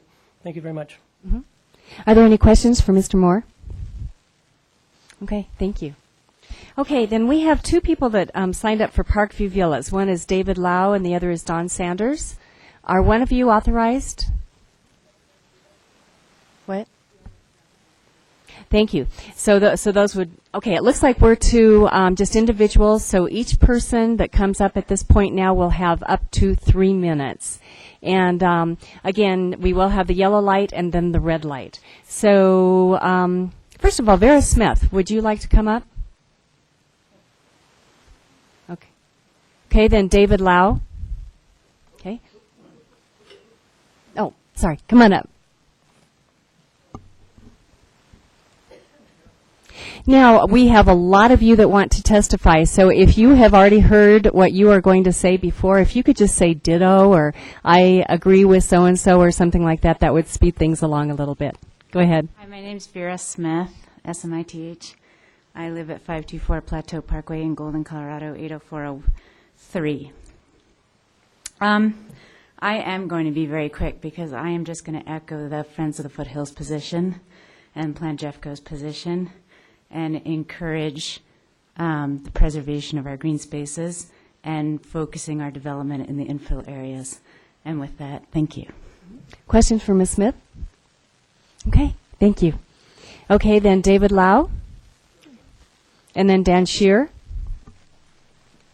Yes, my name is David Laux, Laux. I live at 5677 Gilbert Court in Parkview Villas, and I hope to be not redundant here, but I did want to emphasize a few points of support for previous points made. And one was in my review of the Jefferson County Comprehensive Plan, the addressing the need to consider creating a new activity center, and the policy states that new activity centers may be allowed amending the plan if the following criteria are met. One was demonstrating that the proposed uses cannot be reasonably accommodated by development in an existing activity center. Second, demonstrate that the necessary support services or facilities exist or will be available and will not be adversely affected. And lastly, demonstrate that additional traffic will not affect roadway network capacity. And I think the last point is crucial in this discussion. There's been a lot of statements made about the visibility and protecting visual resources along 93, and I support all of that. I also support that Area 30 has a continuum of that visual continuity from Golden north, and any proposal for developing Area 30 would destroy that continuum. I also want to point out when the North Plains Plan began, a survey was taken with people who live in the area, and some of the results of that survey are worth mentioning. 82% of the respondents are over the age of 46, 34% being over 65. The most important issue in reviewing development proposals was the impact on maintaining the community character and impacts on traffic and impacts on services. And when queried, quote, if a development proposal would produce a significant amount of employment, would the benefits outweigh traffic, environmental, and visual effects, end of quote, overwhelmingly 78% said no. Now, we all know about 93 and its capacities, and we feel it's over capacity. The area plan says that any proposed development that would increase traffic to the 93 corridor should be heavily looked at. In fact, it says the draft plan, when discussing capacity, states that it should be required that developers provide studies that demonstrate how the transportation system can accommodate the traffic generated by the proposed development, or how the system can be improved to accommodate the traffic generated by the development. And yet, in our own planning documents, we have not provided the rationale for the proposal, nor have we evaluated the impacts. I applaud the planning effort. I think it's wonderful that the communities have their say in their futures, but I don't believe the proposal is valid for 30. Thank you. Thank you, Mr. Laux. Any questions? Okay, as you know, as you see, we have a little sign up here, and we're not doing that to be obnoxious, I promise. It's just so we can try to get you all up here to the podium tonight. Okay, next we have Dan Shire, and then Sonia Gauk. And I'm going to massacre a lot of names, so I apologize ahead of time. My name's Dan Shire. I live at 21538 West 56th Avenue, Golden, 80403. I've lived there since 1948, before they paved Highway 93. And I think that it's a really super thing that you can drive all the way from North Golden to South Boulder without any shopettes. I really like that. I don't think an activity center would help that. Just briefly, I certainly support the ideas expressed by Golden, by Parkview Villas, by Friends of the Foothills, and Plan Jeffco. I'm not going to restate any of that. Thank you. Thank you. Any questions of Mr. Shire? Okay. Then Sonia Gauk, and after Sonia is Don Sanders. My name is Sonia Gauk, G-O-U-A-K. I live at 21208 West 56th Avenue, about a half a mile off of 93, right on the mountain. And I just feel like I've lived here for almost 35, 40 years, and we really need to preserve this. It's a very special, special place that we have here. And there's plenty of other places you could put this stuff. Okay, thank you. Any questions? Okay, we've got Don Sanders. Is Don here? Okay, and then Gwen Green. Go after Gwen is Lynn Willman. I don't know if you want to speak. And then Tammy Snyder and Mike Montano.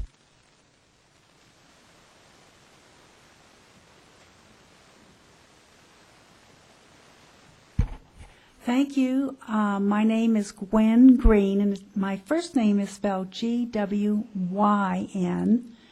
My last name is spelled Green. I live at 197 Canyon Point Circle, Golden 80403. And I'm here to speak primarily about Area 30. I do support the remarks of Friends of the Foothills and their concerns about 1920 and 24. I also support the remarks of Don Moore from Plan Jeffco, and also the remarks by Steve Glick and the people from the Parkview community. My major concern is with the recommendation that says under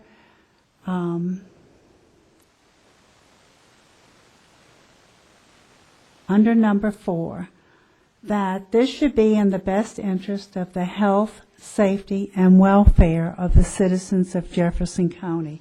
I have been a citizen of Jefferson County for 47 years. I love Jefferson County. I've been a citizen of Golden for 16 years. Boy, do I love Golden. I had the honor of representing people north of Golden as well as Golden. I went up as high as 58th, east of 58th and south of 58th. I represented people in Lakewood, North Lakewood, that is Applewood, Pleasant View, Golden. And it is for these people, you can't just walk away and retire. I was a state representative. You can't retire and forget the people you worked for. I'm very concerned because in 2007 there was a study that came out by James Gaudeman, Gaudeman. This was a longitudinal study of traffic, the effects of traffic within 300 meters of a highway, a major highway. And a major highway is defined in this study as 50,000 vehicles or more. What is the effect on kids? And they looked at children ages 8 to 18, and their lungs did not develop. And if your lungs don't develop by age 18, they don't develop. I submit that this activity center presents a clear and present danger to the people who live along 93, to their children, and that is a terrible thing to do, not to let your lungs develop. Thank you. Thank you. Any questions? Okay. Mr. Montano? And then the next person that said they'd like to speak is Jim Smith and then Paul Murphy.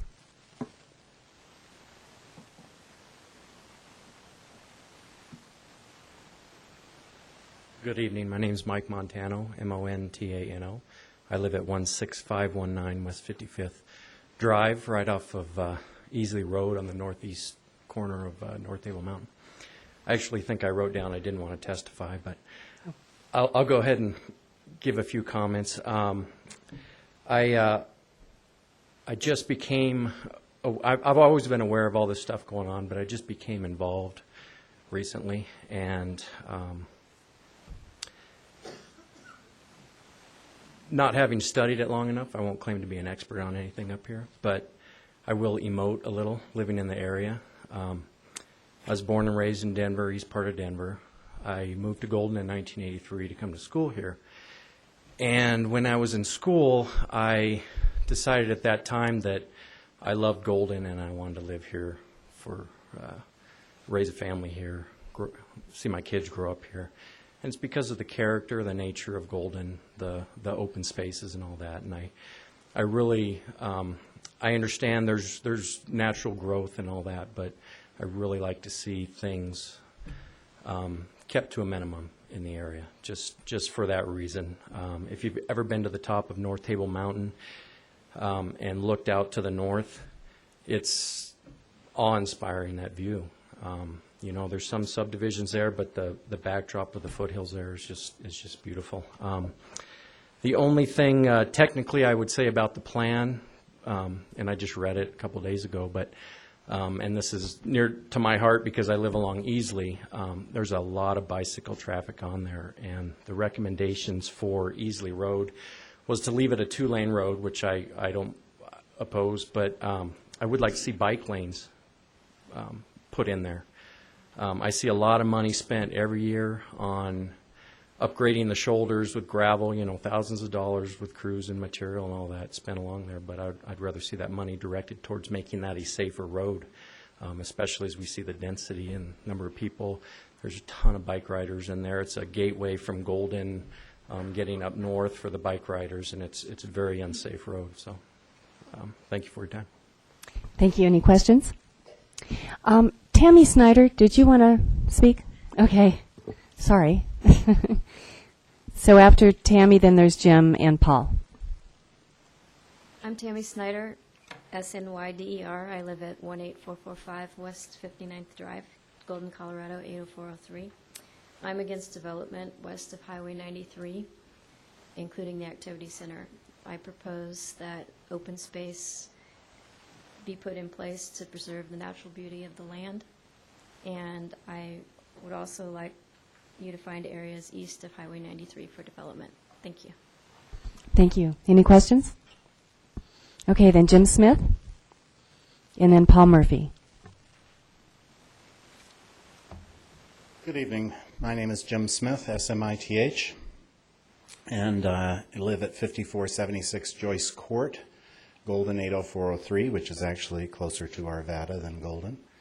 I am in agreement with everyone except Mr. McCaskey, and you might note that he was the only one who was in favor of what you're talking about for Area 30. I think we need to draw a line in the asphalt. That asphalt is Highway 93. It's been a perfect urban boundary with only a Packer bar to the west of it between the two cities of Golden and Boulder, and I think it needs to stay that way. And I think that's the purpose of an area plan, is to set boundaries. And there is no need for this activity center. I'm the broker owner of Golden Real Estate in Golden, and I put about 20,000 miles on my car just driving, looking at real estate, and I can tell you we have no shortage of commercial properties that can be used for job growth. None at all. We have an excess of commercial space. It only makes sense that we've seen the trend we've seen over the past. And if you look at social trends, you and I know that the movement is towards home businesses, home-based businesses. In fact, most realtors work out of their home. And there is just no need for more. Maybe there's a need for boat storage or RV storage. I'll concede that. But that's not building jobs, as the previous speaker alluded to.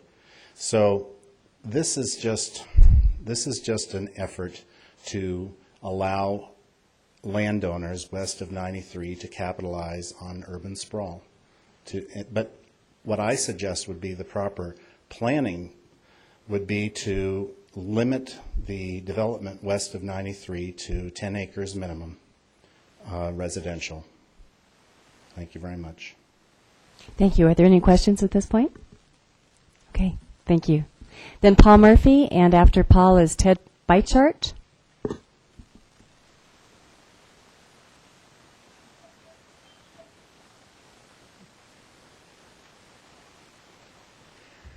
Hello, I'm Paul Murphy, M-U-R-P-H-Y, 2030 South Youngfield Street, Lakewood.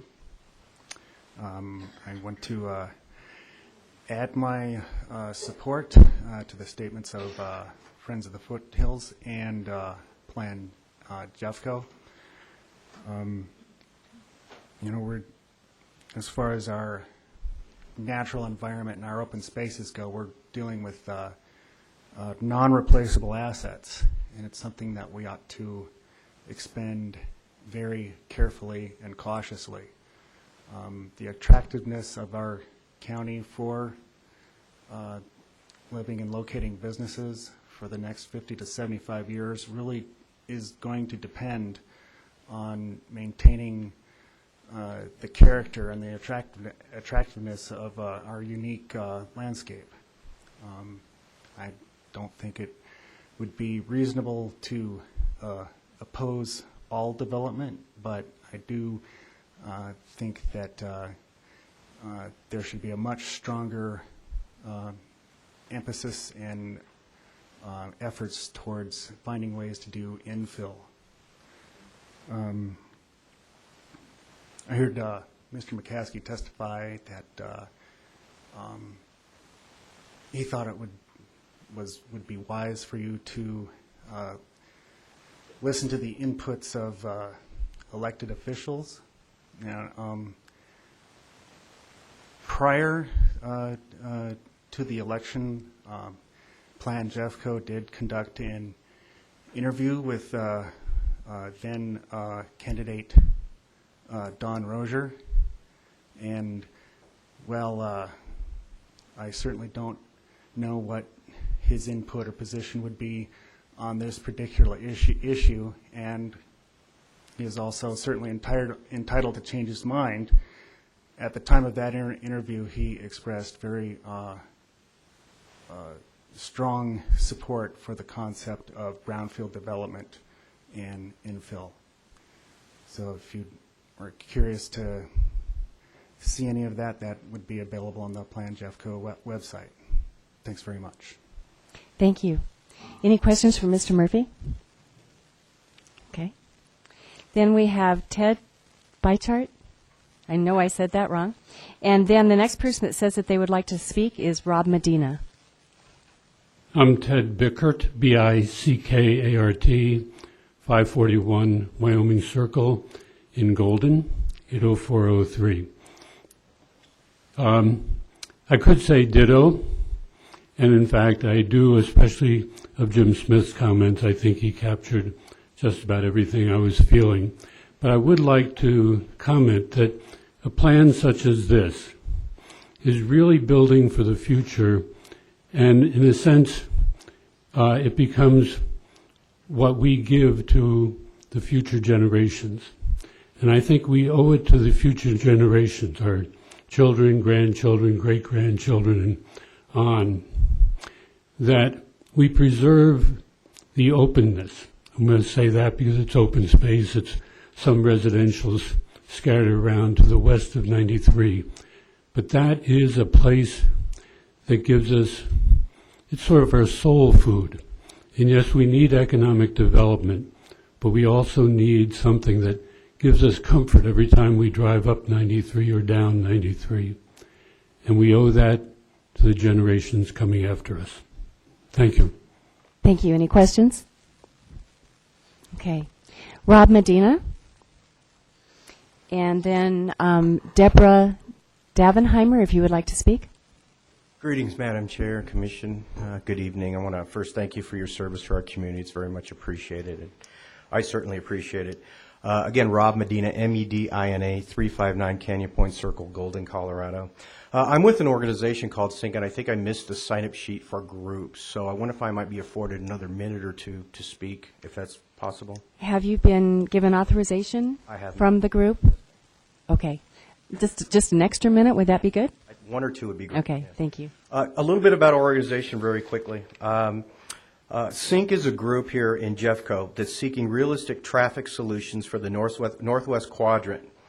We support the conservation and unique character, historic, and natural values of the Northwest Quadrant. We don't receive any government funding whatsoever. I also want to mention that we're supported and or work closely with organizations such as Colorado Environmental Coalition, Plan Jeffco, Friends of Foothills, former Colorado Governor Dick Lamb, Canyon Area Residents for the Environment, Blue Mountain Land and Homeowners Association, Apple Meadows Homeowners Association, Village of Mountain Ridge Homeowners Association, Meadow Run Homeowners Association, and Harmony Village Community Association. I'm a lifetime Colorado resident, and that's a little bit of background about us. First, I have a letter. I'll leave this, but I'll just hit the high points and then come right to the point on some key issues. Our business and our mission is about transportation, as I mentioned about in our mission. The fact is there's no infrastructure for Area 30 development. There's just not. And I would encourage and respectfully ask that this commission do a little research on Highway 93 and check the fatality rates. The fact is that Highway 93 is one of the most dangerous roads in the state. And so what is being proposed now is to put more traffic onto that highway. And if there's one reason to really think hard about this proposal, to this zoning change, it's that. It's about safety, and it's about welfare, and it's about people's lives. And that's a critical issue. Let's also talk about quality of life, because we're talking about a lot more congestion. Congestion means traffic. It means poor air quality. And as Gwen Green mentioned earlier, that's a health concern for our community. And so I'd like to have you consider that as well. Also, a couple other key points. The urbanization of land west of 93 is a key notion that I wish this commission, and quite frankly, our elected leaders would really grasp at some point in time. And the reason it's important is because it is at the heart of who we are. As Tom Hoffman put up the little sign, the signs that we see here in Jeffco, we don't see signs with buildings in them. No, we see views, we see mountains, we see trees. That's what is at the heart of Jefferson County, and that's really what we have to offer the world in many ways from a commercial standpoint and a residential standpoint. I'm sure you all live in Jefferson County, and you can appreciate that idea. The fact is that more development sprawl, as the word was discussed earlier, it's just not consistent with the future. We all know that. We know what's going on with oil, with energy, with other policies in other countries that we can't control here in Jeffco. Is really developing land like that really the best use of resources, of water, of energy, of people's time? So I'd ask you maybe think in those terms a little bit as well. Specifically, we're concerned about Area 30, as has been mentioned earlier this evening. And we're concerned about this rezoning proposal. And I think that even Russell, you've done a great job, your staff, I appreciate it, but I think the recommendation in this proposal is not consistent with resident values. I'd also like to mention areas 19, 20, and 24. Mr. Moore mentioned that these areas really wouldn't be appropriate for development. It's best to leave these slivers of land open land or somehow get them acquired as open space. It's just appropriate land use to preserve those values. I want to get to the heart of my comments, though, very, very quickly. We heard a business interest, Mr. McCaskey, come here tonight representing his members, the JEC. And let's keep in mind that business interests are very important to our county. They do bring jobs and vitality, and we have respect, and we should consider the interests of business. However, let's also remember that business interests are not the same as resident interests from time to time. In this specific plan, this Area 30, it seems that we have an inconsistency.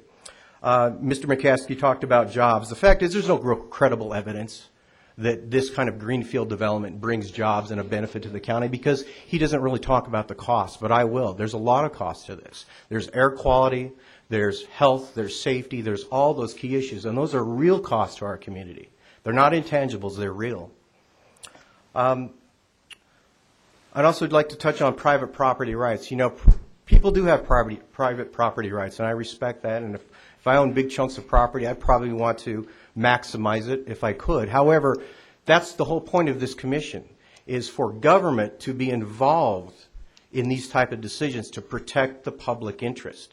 Because if it was just the Wild West and people could do what they wanted, there would be no point to have this commission. People could just do what they want.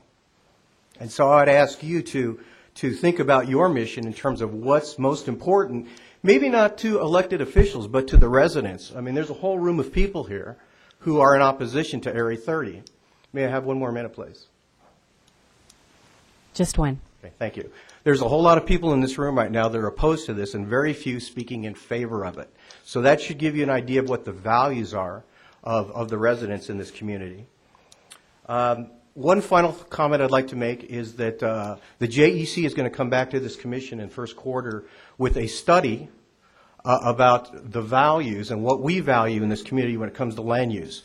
My organization is a reasonably big organization. We have 1,000 members. We'd like the same opportunity to come back to this commission with our study to demonstrate to you what the values are in this county for land use.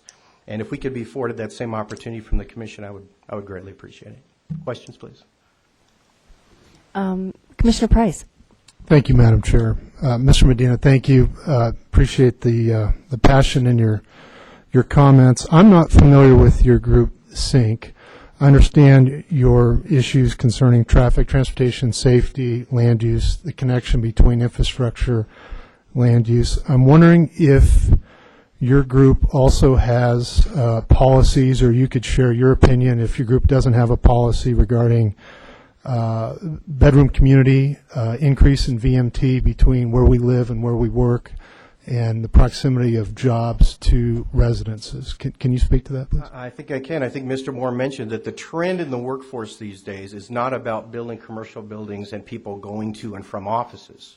I've owned a business for 15 years. I employ 8 people. I work from home. My people work from home, and they do because it's more efficient.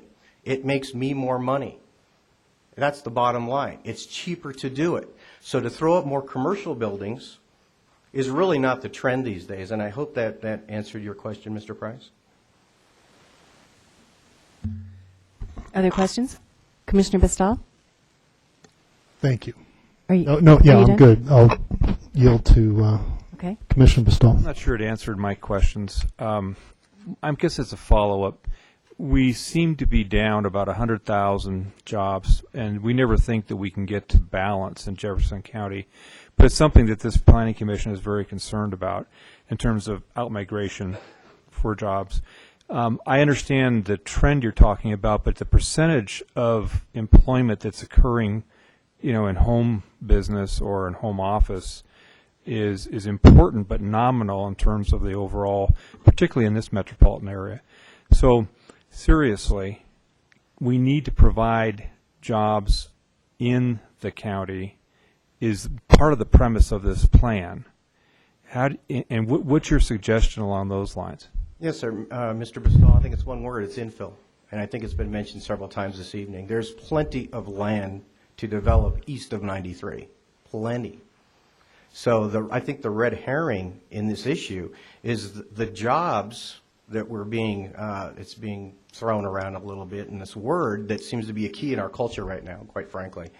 But there's plenty of opportunity for that on the west side of 93. So I think that would be my answer. Okay. Yes, Commissioner Whitmore? May I just ask what sort of industry you're in? Yes, ma'am. I run an advertising agency, and I run this organization, SYNC, and have for 6 years. SYNC's been around for about 25 years, so it has quite a legacy in Jefferson County. Thank you. Okay, thank you very much. Just one final question. I did ask the commission about coming back and presenting a study in first quarter. We welcome you back at any time. Thank you, ma'am. Mm-hmm. Okay, next I have Deborah Davenheimer and then Kathy Chenoweth. Hi, my name is Deborah Davenheimer, Dauenheimer, and I live at 735 Joseph Circle, Golden, Colorado, 80403. And I am a catalog librarian, and one of my responsibilities is cataloging maps. And a lot of times I do Jefferson County. So I've seen a lot of change in Jefferson County, and I know change has to happen. And some of it's really exciting, and some of it I go, oh, wow, I can't believe that's happened. But I'm really happy to see that we are making plans and trying to make sure that good plans happen. And looking at this plan, I'm like, wow, that is really a good plan. But my main concerns mostly are just, I don't want to see the, west of 93 being developed. I'm really concerned about that because once it is developed, we can't make it undeveloped. I don't want it to see built up. The other thing I'm concerned about is traffic. My husband and I moved to Golden a few years back, and I have basically grown up in Jefferson County my whole life. And we moved from Arvada. One of the reasons why is both of us are deaf, and it was hard for us to take walks where we were in Arvada because we got surrounded. Development surrounded us. I mean, when I moved to Arvada, I lived in Lake Arbor by like 80th and Wadsworth. Usually when I went north of 88th, when I moved there, I could start going 55 miles an hour in Wadsworth. Well, you can't see that anymore. Everything's built up. But, you know, taking walks near that area or riding bikes, people did not stop for us anymore. Traffic just kept building up. Well, we moved to Golden, and it's so nice now. You know, if you stay away from 93, you can pretty much ride a bike or walk. Traffic kind of stops for you most of the time. Being deaf, traffic is very scary because we do not hear things. And so I just want to be in a place that's kind of a little more small, feeling where we don't have to worry so much. Our eyes are only going forward, not behind. We do not hear things. And a lot of times, even when we're walking, people come, even bicycle riders or people, and they yell at you. I think they say to your left or something, I'm not sure. And then they look at us funny, like we didn't move over which way we're supposed to move. And they look at us and we're like, we were supposed to be doing something, but I didn't know they were coming. I can't always be looking. So, you know, we moved to Golden thinking it's kind of a small community, and I've been really proud of Golden trying to keep it that way. And so, you know, it's kind of scary to us. And there was another deaf couple that was wanting to come tonight, but they couldn't come, and they've lived here for eons. And so we like that small-time feeling, and we really just don't want it to become you know, a horrendous traffic thing like where we came from. So I'm hoping that you guys can think of, you know, deaf people and the people that live here and trying to keep the small town feeling, because there's not many of these places in Jefferson County left, and you maybe haven't thought of it from that perspective. So thank you. Thank you. Okay, Kathy Chenoweth, and then we have Steve Casement. My name is Kathy Chenoweth, Kathy with a C, and Chenoweth, Chenoweth, and I live at 215 Lookout View Court here in Golden, 80401. And I'm new to the area, and we came here from out east, where we are already surrounded by sprawl, and everything is homogenized. You don't know when you're going from one community and changing into another. You can, all the same stores just follow you everywhere you go. Here, it was unique. We looked at this place, we looked up at Evergreen, which it was beautiful views up there, but the spacing it's even homogenizing, even up there, but spacier, which makes it nice. But we wanted to be able to walk and enjoy a neighborhood, enjoy the closeness of a community that knows each other. And as soon as you start spreading out and making mini clusters, and those mini clusters develop their own mini little community of shops and stores, it loses it, and your downtown does die. It will be gone. I've seen it happen. I've lived in Pittsburgh. I've lived in Jersey. That's the worst mess. I've lived in Chicago, St. Louis, and this is a golden area. It's unique. That's why I'm here. And I think many of you ought to ask yourself, why am I here? What drew me to this location and this place? Why am I in here? You chose it probably because of the beautiful expanse and views you had, the closeness of your community and knowing one another. You have the wildlife. You can still have it outside your back door and enjoy it. Your children, your legacy shouldn't be a job and urban sprawl. It ought to be the foresight to know that your legacy to your children is your wildlife, living in conjunction together. It's your beautiful views that aren't broken by buildings that are over 2 or 3 stories tall. Once they start doing it, it cuts off that view, that expanse. The psychology that happens to people, the psychological feelings just seeing an open space, raise a community spirits. That's why Golden's unique. This is a community that lives in an area where you can be surrounded by something that raises your spirit. This is a beautiful place. We should think carefully how we plan, very carefully.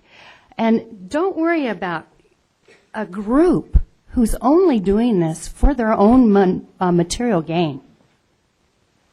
It's just money. We all know that. We're not stupid. We're all adults here. It's money. And so we need to really think, what does our community need? Denver benefits by this area. Everything west of Highway 93 is magic. We don't have the water. We don't have those infrastructures here. And I'm sorry if I went on. But we need to. It's all important or none of it is. Thank you. Are there any questions? Okay. Then Steve Caseman and then Dan Hayes.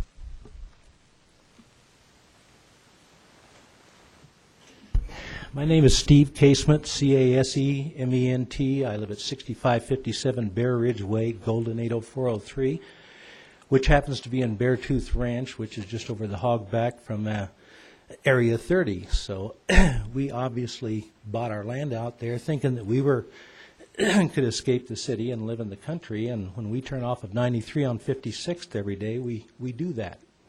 So we obviously are in opposition to any development area. And I think you guys have heard some really wonderful comments here tonight to make you understand how we all feel and what we would be giving up to develop this. I cannot even imagine a commercial industrial area in that development in that area. That just does not fit at all. So please take to heart these comments tonight. Thank you very much. Thank you. Any questions? Okay. Okay, and you are Dan? Dan Hayes, Hayes, 15409 Highway 72. That's near Indiana. I pioneered and financed the Golden Growth Limit, which passed by 63.4% in 1995. I'm very proud of Golden. It's been my hometown for the last 50 years. One thing I've been involved with some statewide growth limits proposals that I wrote, and one thing I've learned a lot about is what growth costs. Anybody that thinks that a subdivision makes money is not well educated. Each house, Boulder did a study, and 20 years ago it would cost $15,000 for the school system. The average now, from what I can tell, is about $25,000 per house. Road costs are about the same, amazingly. And one of the things governments seem to be doing is just ignoring the highway costs. I-70 is already in the red zone, so is I-25, at least 12 hours a day, and some more.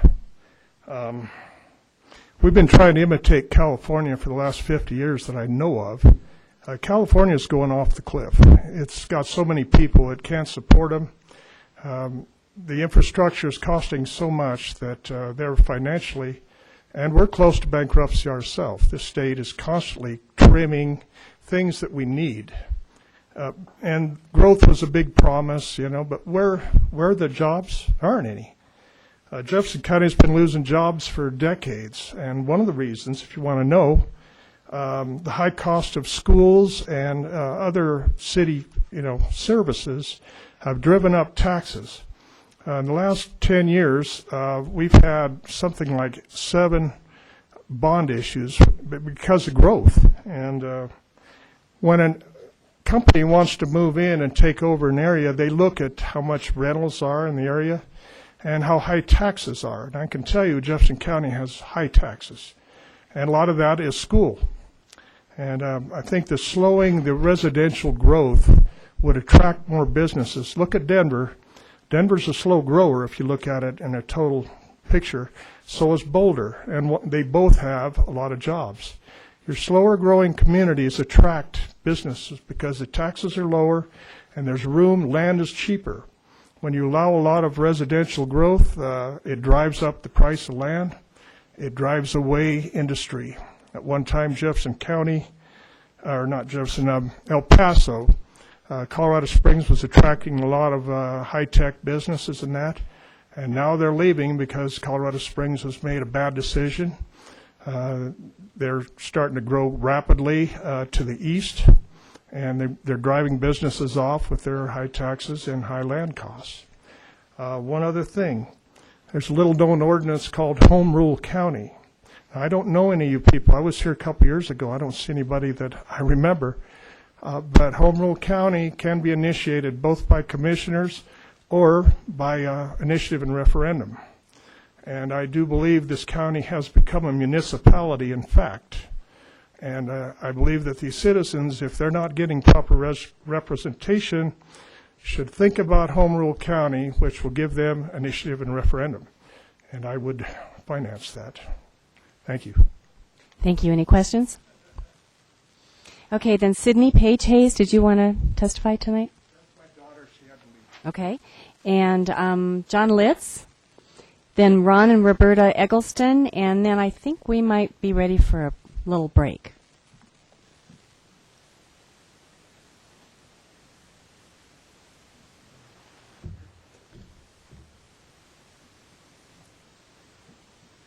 John Litz, L-I-T-Z, 11010 West 29th Avenue, Lakewood.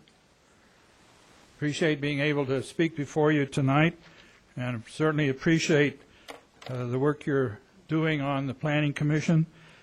As an organizer of Plan Jeffco in 1972, one of our mottos was open space with planned growth, and certainly you sit in that position of helping to plan growth.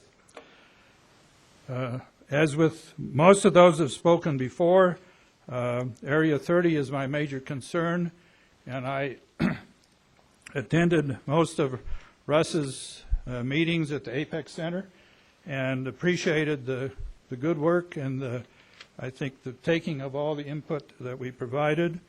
And one of the things I noticed when reading the draft plan for the verbiage relating to Area 30, Russ is using the word visual, I think, more than any other word in the whole section. And I think that really says, the opinion of most of us is that really is such a visual sort of thing that we certainly would like to see it preserved. Thank you. Any questions for Mr. Litz? Okay, thank you. Then Ron and Roberta Eggleston.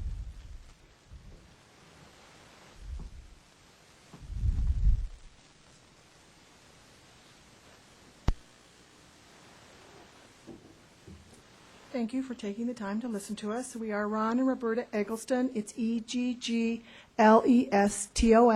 We live at 5703 Gore Range Court in Golden, 80403. We brought along a visual map that we received. We asked for and they let us have it because they no longer had use for it. It happened to be Pulte's.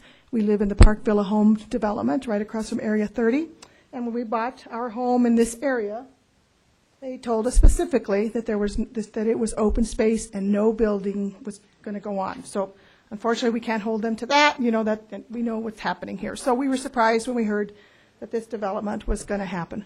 We support many of the people tonight here who are opposed to any building or any development in this area. I think it's bad. I spoke to a state patrolman one day at a gas station, and he was telling me, I asked him about the highway when they were going to plow it. We first moved in, and he said that Highway 93 is a very dangerous area. He said, I don't drive it at night if I don't have to. He said, you'd be wise not to either. I've seen many accidents. I drive it every day to work. Sometimes I go out at night, and I'm opposed to any development in this area. Do you want to say something? I work in Boulder, and I take Highway 93 twice a day to and from work. And I can assure you it can be a white-knuckle drive sometimes. It's a very challenging road, and any more traffic on it would be, I don't know what would happen, but I wouldn't be too comfortable with it. Thank you. Thank you. Are there any questions? Okay, thank you very much. That's a very good visual. Okay, we've all been here since about 5:15, so I think we probably need a little 5 or 10 minute break, and we will come back in 5 to 10. Thank you.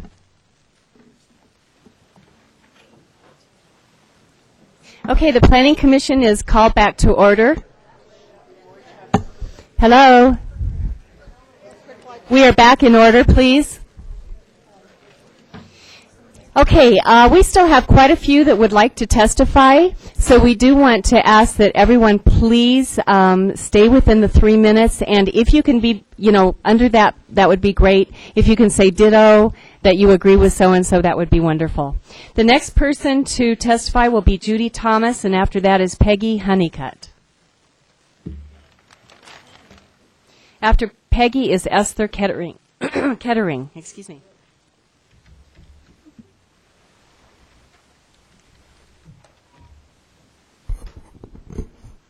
Good evening. My name is Judy Thomas, Thomis, Judy with a Y.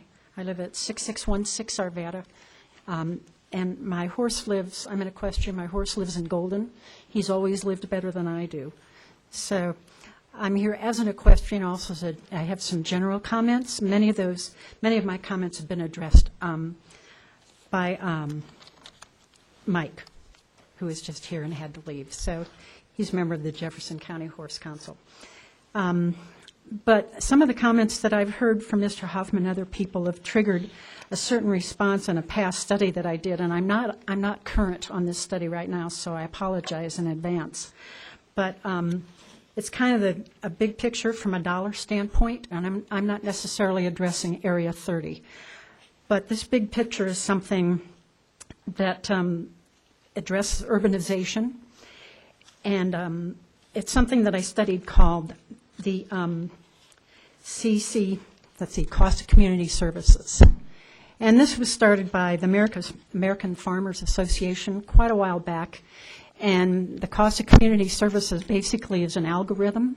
Short definition, it's an algorithm where it defines what type of land use uses how much of each tax dollar that's collected. In other words, for every dollar that goes into the community coffers, specific types of land uses will take out varying amounts of that dollar. And so I'm going to be very general about this because I don't have the specifics in front of me, and I apologize.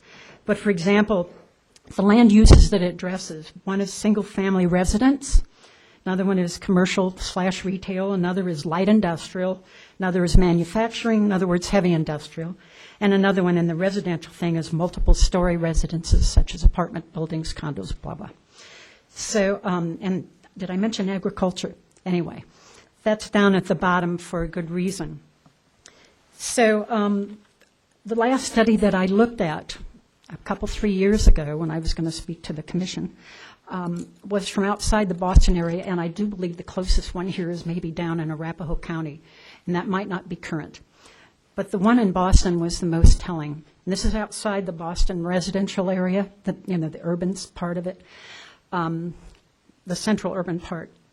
And for every tax dollar that was collected from a single-family residence, that single-family residence withdrew $2.48. Down at the other end of that, any agricultural use of that land, for every tax dollar they put in, they withdrew and used 28 cents. And there's a pretty simple reason for that. For example, in the agricultural area, those people do their own roads. They basically repair most everything they have. Sure, they use electricity. And in certain farm areas, they use their own water. They draw it. They have their own power system. So there's less maintenance. There's only one single line that goes in from community supplies, electricity, whatever, into a farm, whereas in a residential, single-family residential unit down a street, you've got from that street every single residence has a line to it. So this means cost. And more single-family residences you have, the higher cost for school, the higher cost for roads. And okay, I can see. Oh, okay, one last statement about, as a horse person, I know something that's called the airport syndrome, and that's the people who build and live next to horse property, then they complain about what. Same way with people who build next to an airport. It's sad. Okay, thank you. Are there any questions? I'm sure. Okay, Commissioner Pastal.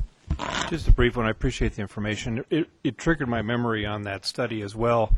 when you get over, as I recall, maybe you can help me recall this, but over about 3.7 dwelling units per acre, when you go a little bit more dense, it also drops below 28 cents in terms of level of service. Level of service is up, but also the revenue is up to be able to maintain that level of service. Is that what you recall?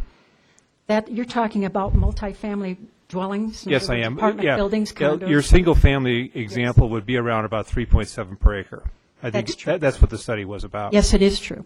And in apartment buildings, I don't know how much they pay. I Right. haven't. No, I'm looked not, into- I'm not talking about apartments. I'm talking about like townhome or even just more cluster development. Yes, that's true. The more that they're clustered, then the Right. cost of community services goes down. That's what- But I just don't wondered- think anything has ever reached that 28 cents of agriculture. Nor do people like to live at that reduced level of service very often, do they? Nope. Thanks. I appreciate you helping me out my memory on that. Well, my memory isn't so great either, but I'd be glad to look into this and get the most current figures, because I don't have those, and I'm not sure that Jefferson County has ever done that. But it might be worth looking at, because it's a good reminder of how land use will come back and bite you. Thank you. Okay, Peggy Honeycutt and then Esther Kettering.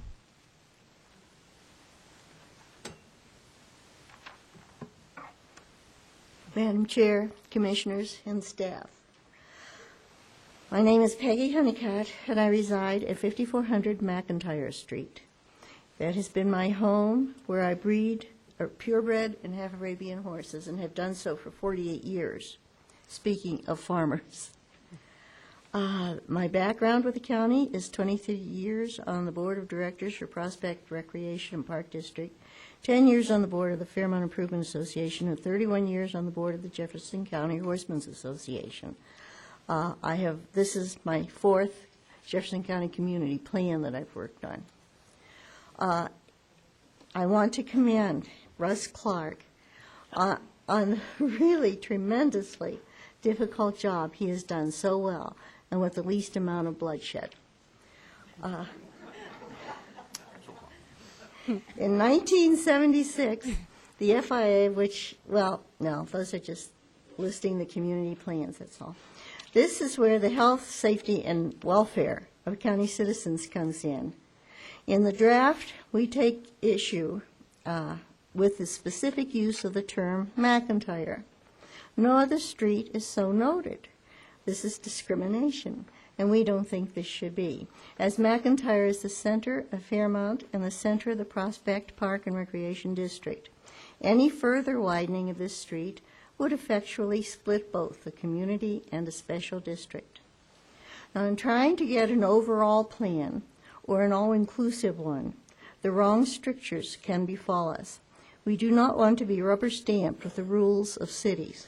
We love our county and its heritage, and we love our community and its character, and we are a county of pioneers.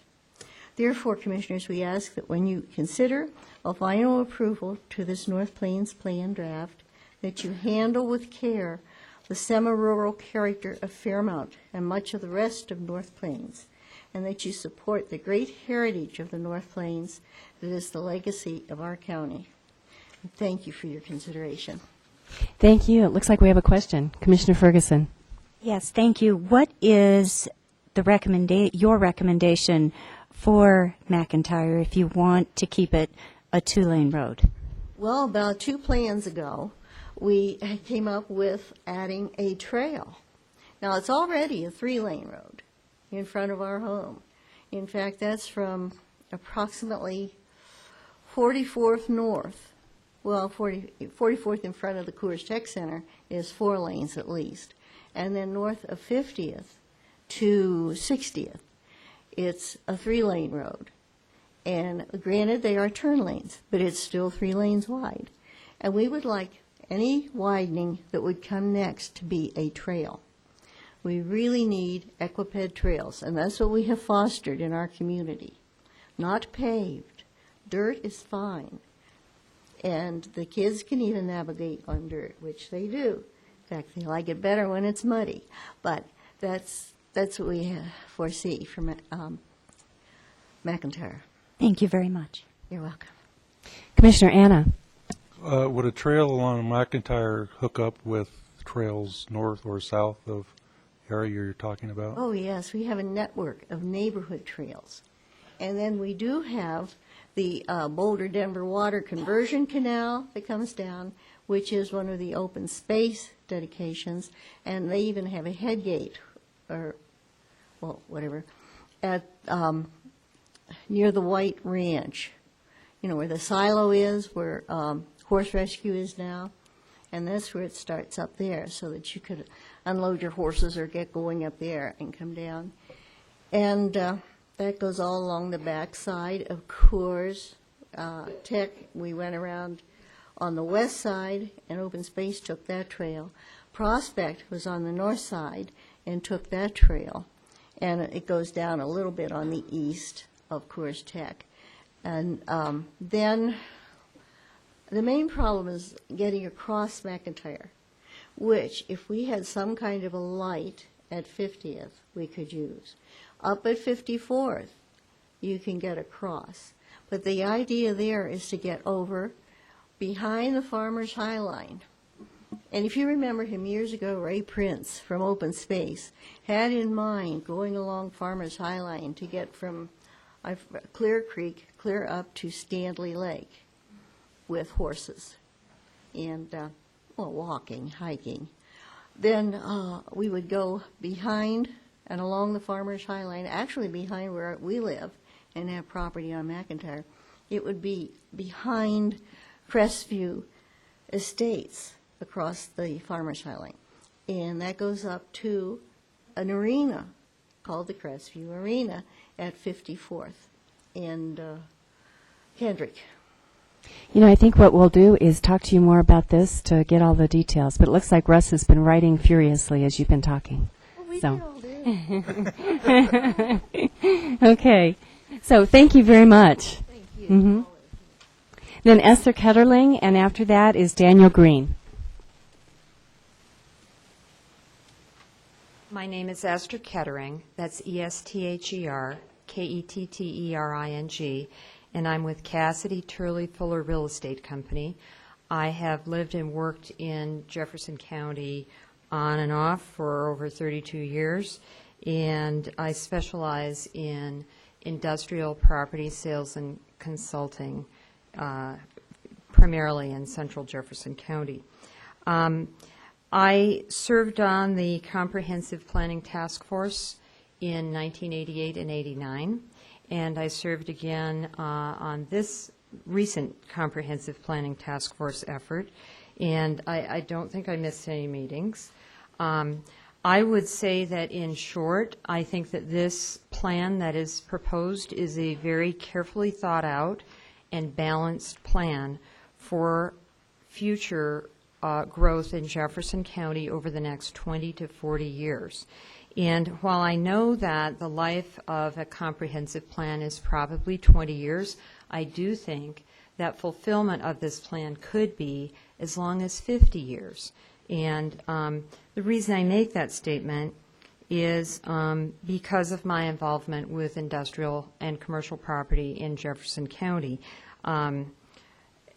I've developed and sold over 10,000 acres of all kinds of real estate in Jefferson County over the past several years, including the Coors Technology Center, which is a 435-acre development.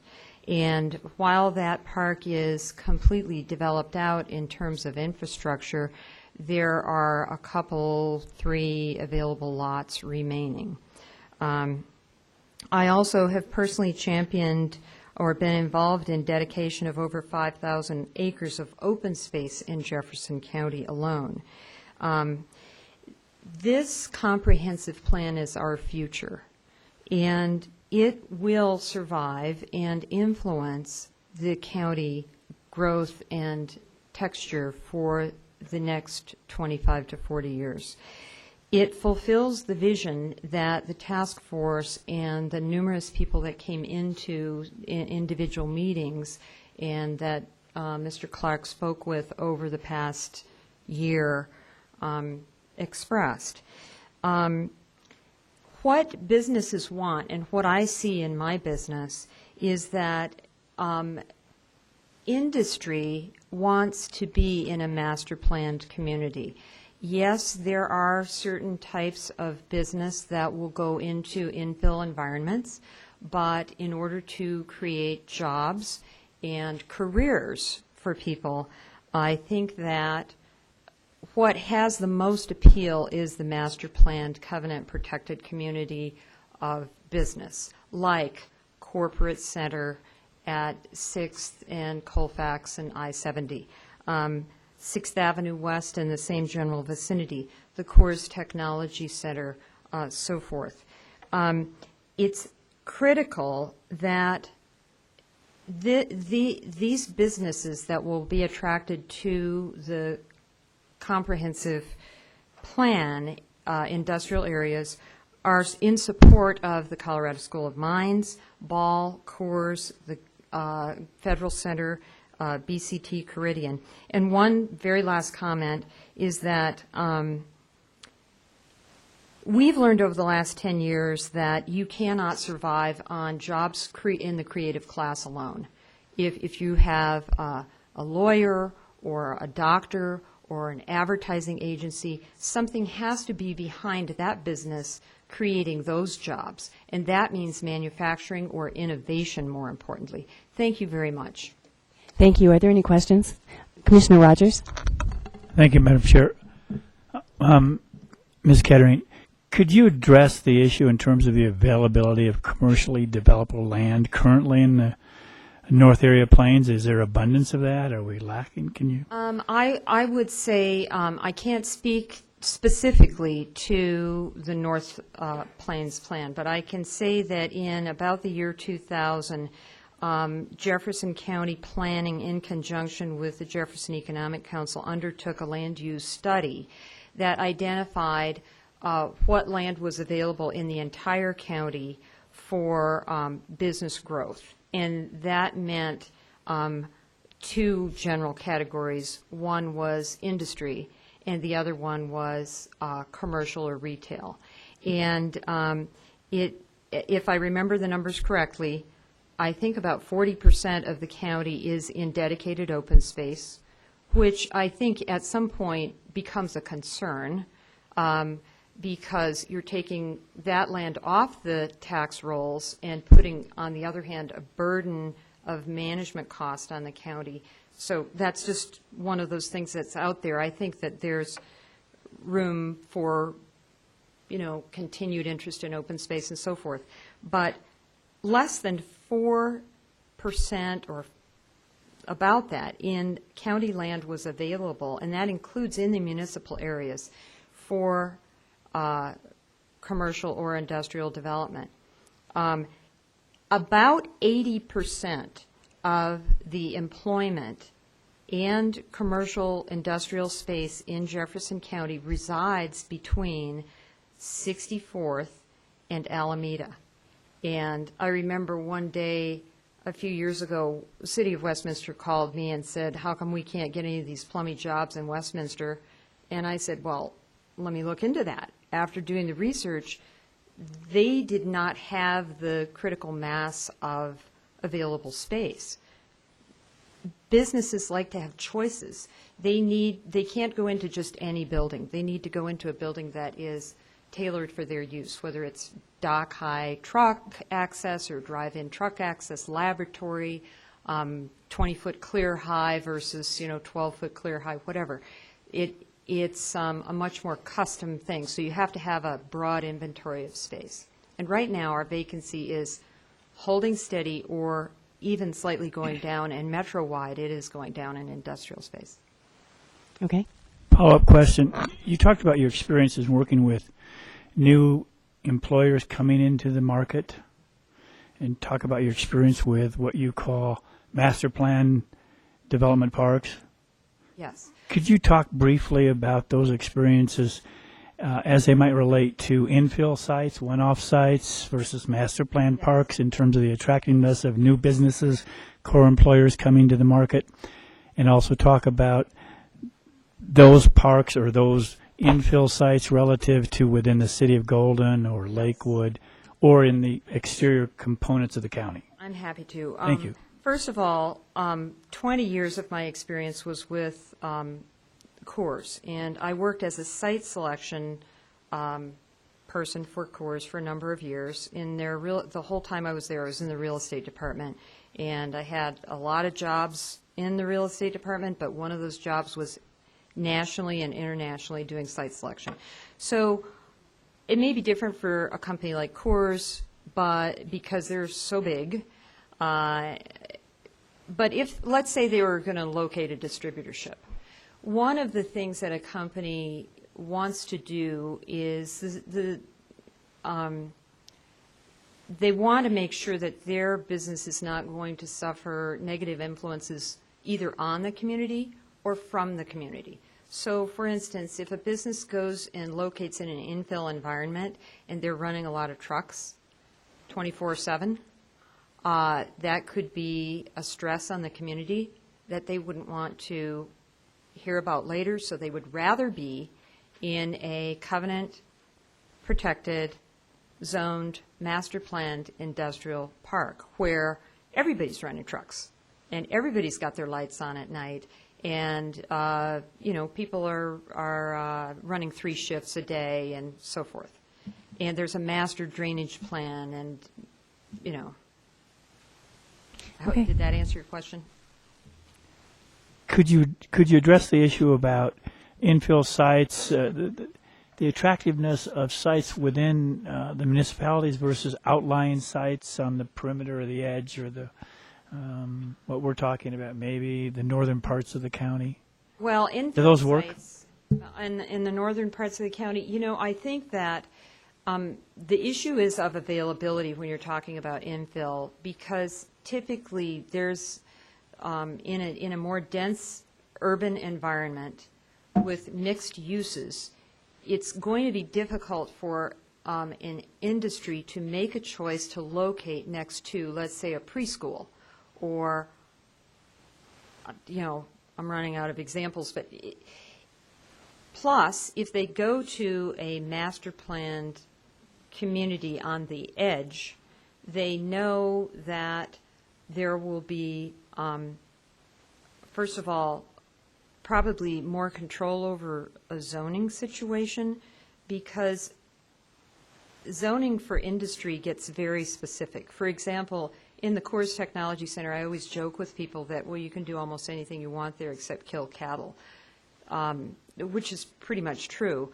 But it does get very specific, and maybe this is something that Mr. Clark can address, where I'm working on properties right now where they have very specific uses for food production or laboratory or, what have you. But over on this column, meat processing is not allowed, or rubber fabrication for tennis shoes or something. It gets very specific.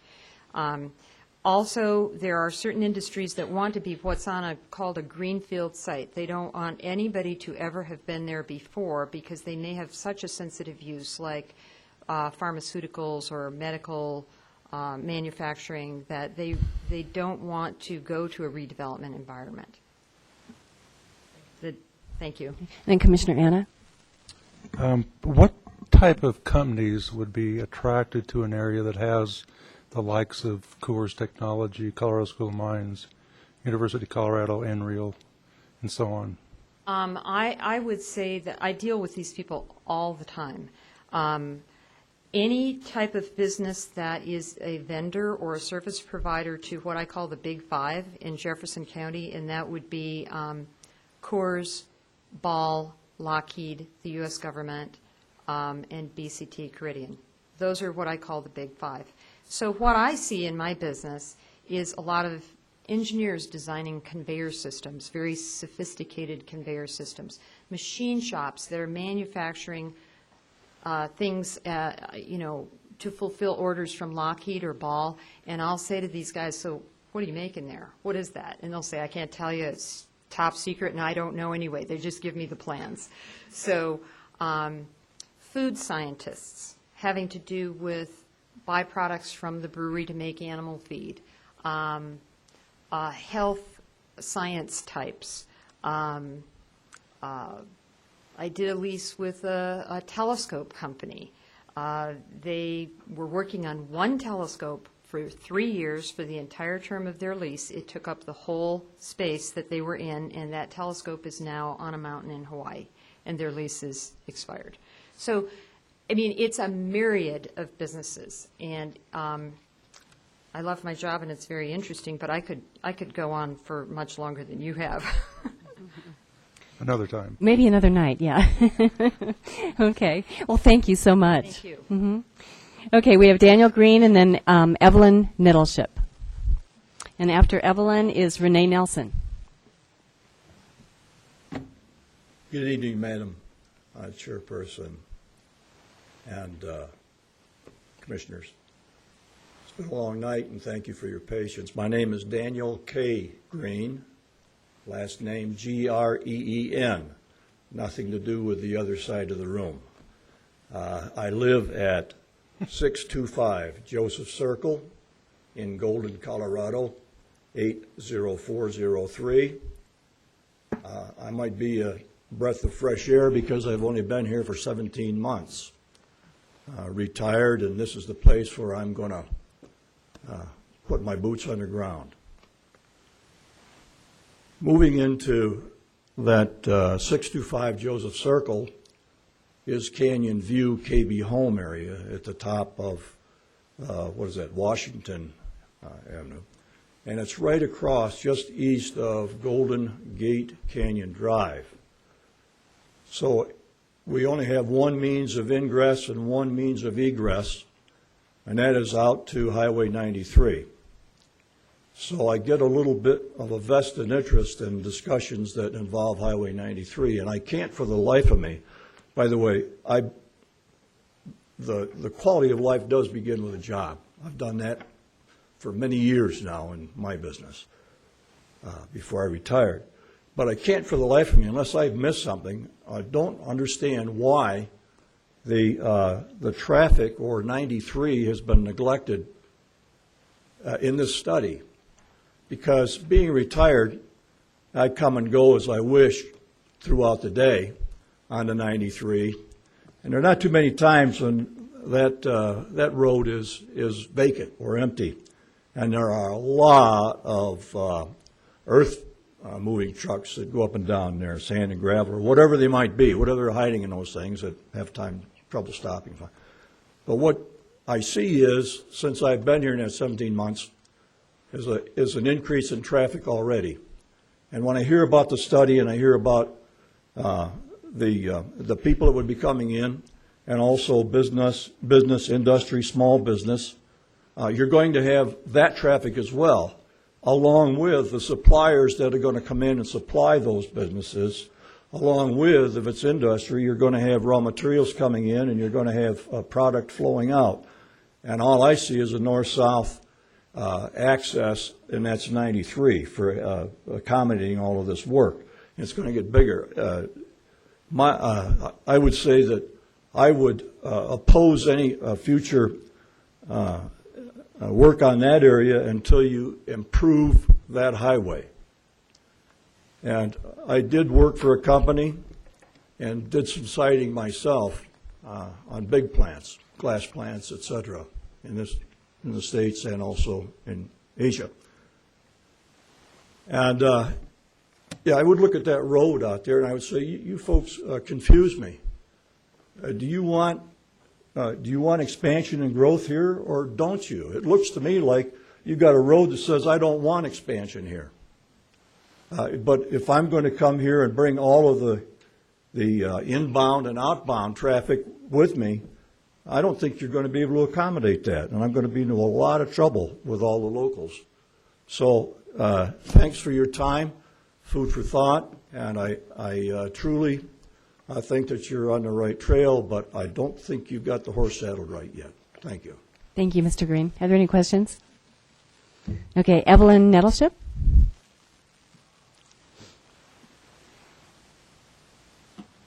Okay, thank you for hearing me. Evelyn Nettleship, Nettleship, 665 Joseph Circle, Golden, 80403. Basically, I am in opposition of this plan for all the reasons that have been stated, the scenery, the traffic. I don't feel that driving up 93 and seeing empty stores that have been, stores have been developed for commercial use and then stand empty because businesses have gone out. I just think that as the realtor from the Golden Realtors said it all, and as the guy from the city of Golden, I was very impressed with what he said. And my husband and I do oppose this plan. Thank you. Thank you. Any questions? Okay, then Renee Nelson. After Renee, we have Lauren, I think it might be Strain, and then Joe Lupfer.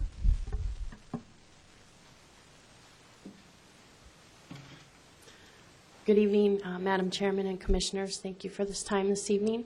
My name is Renee Nelson, and I live at 5225 Balsam Street in Arvada, Colorado. I'm here tonight because I am a fourth-generation Arvadan and also a realtor in the area. And I am here because my quality of life is the scenic corridor. That's why myself and multiple generations of our family have chosen to live here. People come from around the world to come and see the Rocky Mountains, and we are the gateway, as Mr. Huffman pointed out.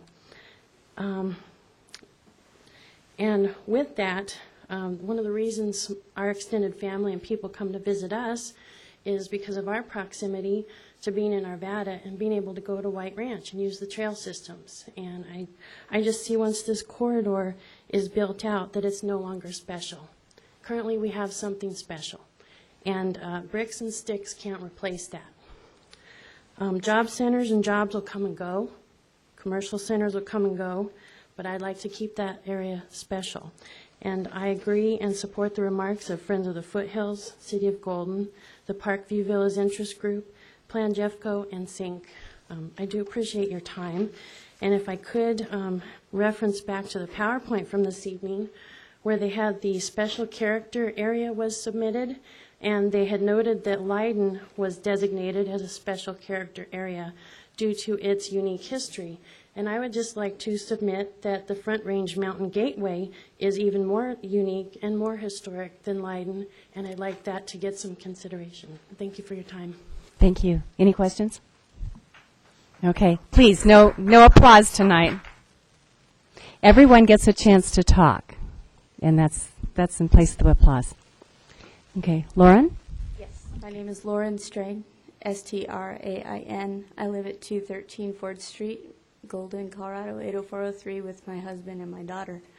Can you pull that mic down closer to you? Thank you. I'm 41 years old, and all but a year and a half of that I have lived in Jefferson County. I was born in Lutheran Hospital in the original building, grew up in Wheat Ridge, Arvada, back to Wheat Ridge, and ended up in Golden. And this is where I would like to stay if things like Area 30 are left alone. Okay, I'm going to speak on behalf of the residents of Golden who do not have opposable thumbs. Okay, the wildlife, we have mountain lions, we have raccoons, deer, we have spotted bears recently. The reason they're in our area is because we are encroaching on theirs. The more we do that, the more they are going to encroach or come to our area for resource. So for the folks who don't want to deal with the wildlife, they need to reconsider the development they're planning because that is their area. They have a right to it as much as we do. Golden voted in a 1% growth initiative. Let's listen to the voters. They don't want it. We don't need it. We have a ton of growth in Golden that is empty real estate, commercial and residential. Encourage the businesses to go to that. Okay, it's there. Go up Highway 93. There is plenty of empty property that is just waiting for someone to inhabit it. Highway 93, the weather conditions are absolutely horrendous in the winter. And the more traffic you put on that, okay, obviously CDOT doesn't have the budget to handle it now. How do you think they're going to handle it when the traffic grows? They can't. We can't handle it now. And let's look at Cabela's. That was something that was developed in the name of jobs, more money, something else that Mr. McCaskey's name was all over. And it was a horrendous failure. We call it the Cabela's catastrophe. We were paying for a highway we never needed because they insisted on that to come into Jefferson County. I don't work in Jeffco. I work out at the airport. But I don't drive to the airport. I drive to the park and ride, and I take the bus. So the drivability really doesn't mean anything to me or to my family. And as it gets to the Taj, my drivability will be even less. Environmental degradation doesn't enhance my life or my family or my friends, and that is what you guys are looking at if you develop Area 30. We brought a bike race into Golden. That brought money, that brought tourism, that brought money to the whole state, not just the county. We need to encourage things like that if we want to grow this area. We have beautiful surroundings, lots of things for people to enjoy, and encourage them to come to this area. And I would be curious to know, when you guys went on your field trips, did you do it in a car, or did you get your hiking boots on and your backpacks and go and walk it and really enjoy what's out there? Because that is what really counts. We can't replace that if we destroy it now. I have a 17-year-old daughter. I want her to grow up and enjoy it way past my age. Okay, thank you. Any questions? Okay, thanks. Joe Lupfer, and then Angie Welch, and David Batchick after that.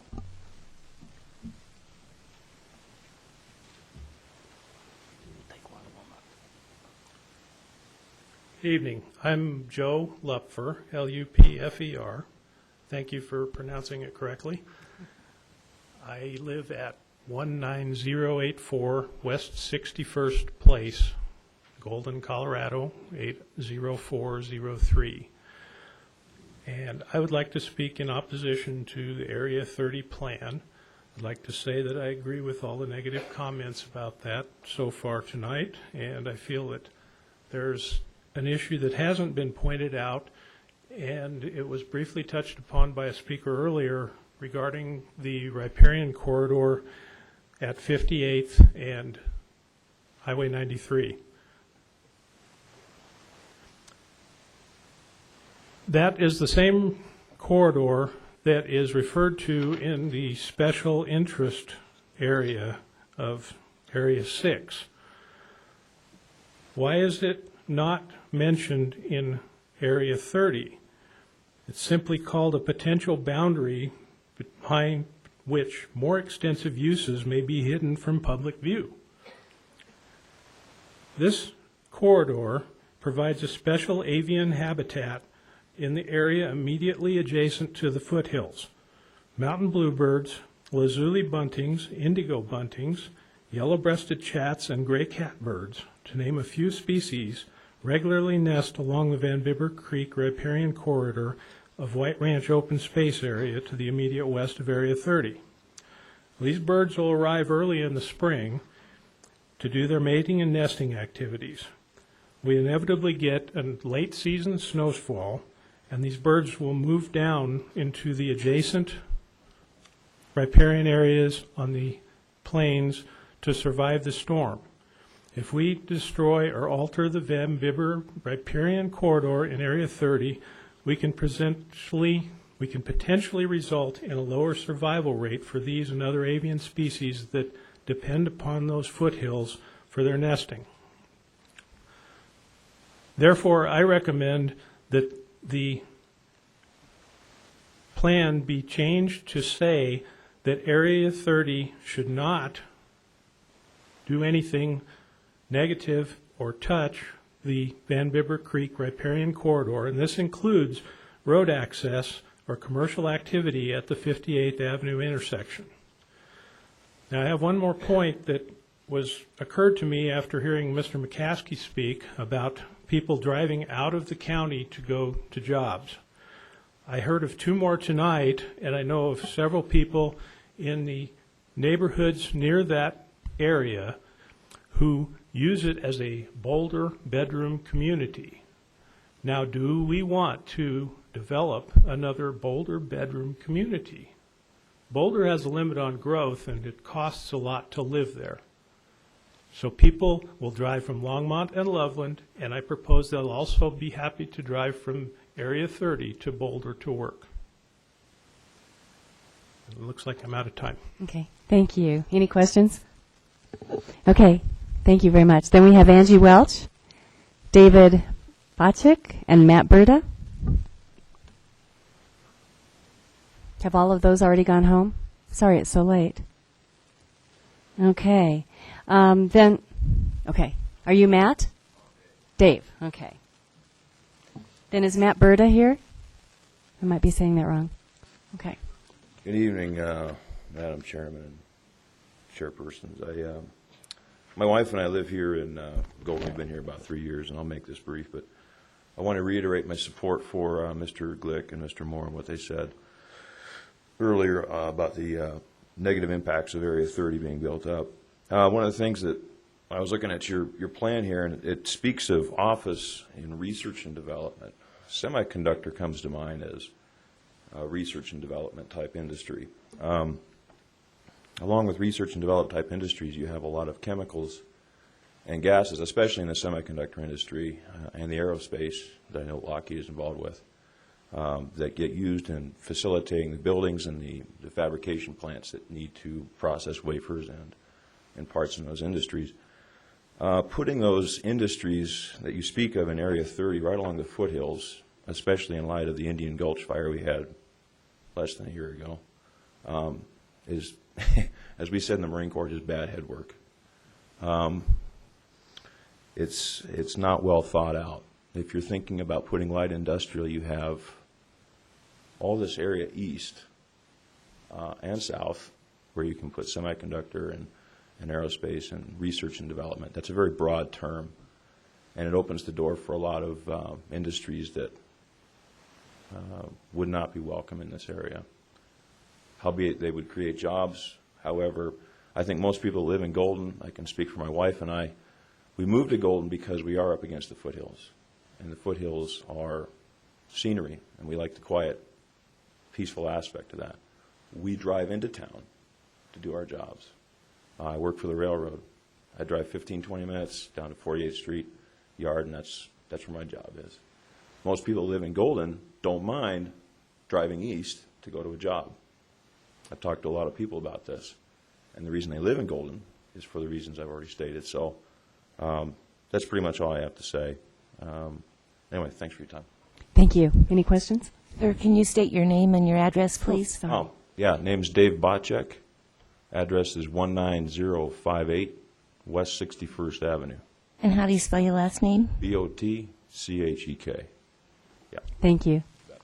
Then Alan Ware, did you want to speak? And then Bob Suglia. Okay, how about McKay Tanner? Okay, thank you. And then we've got Jeff Keller.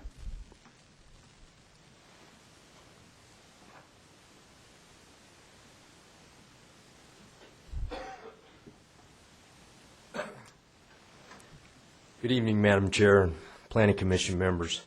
My name's Jeff Keller.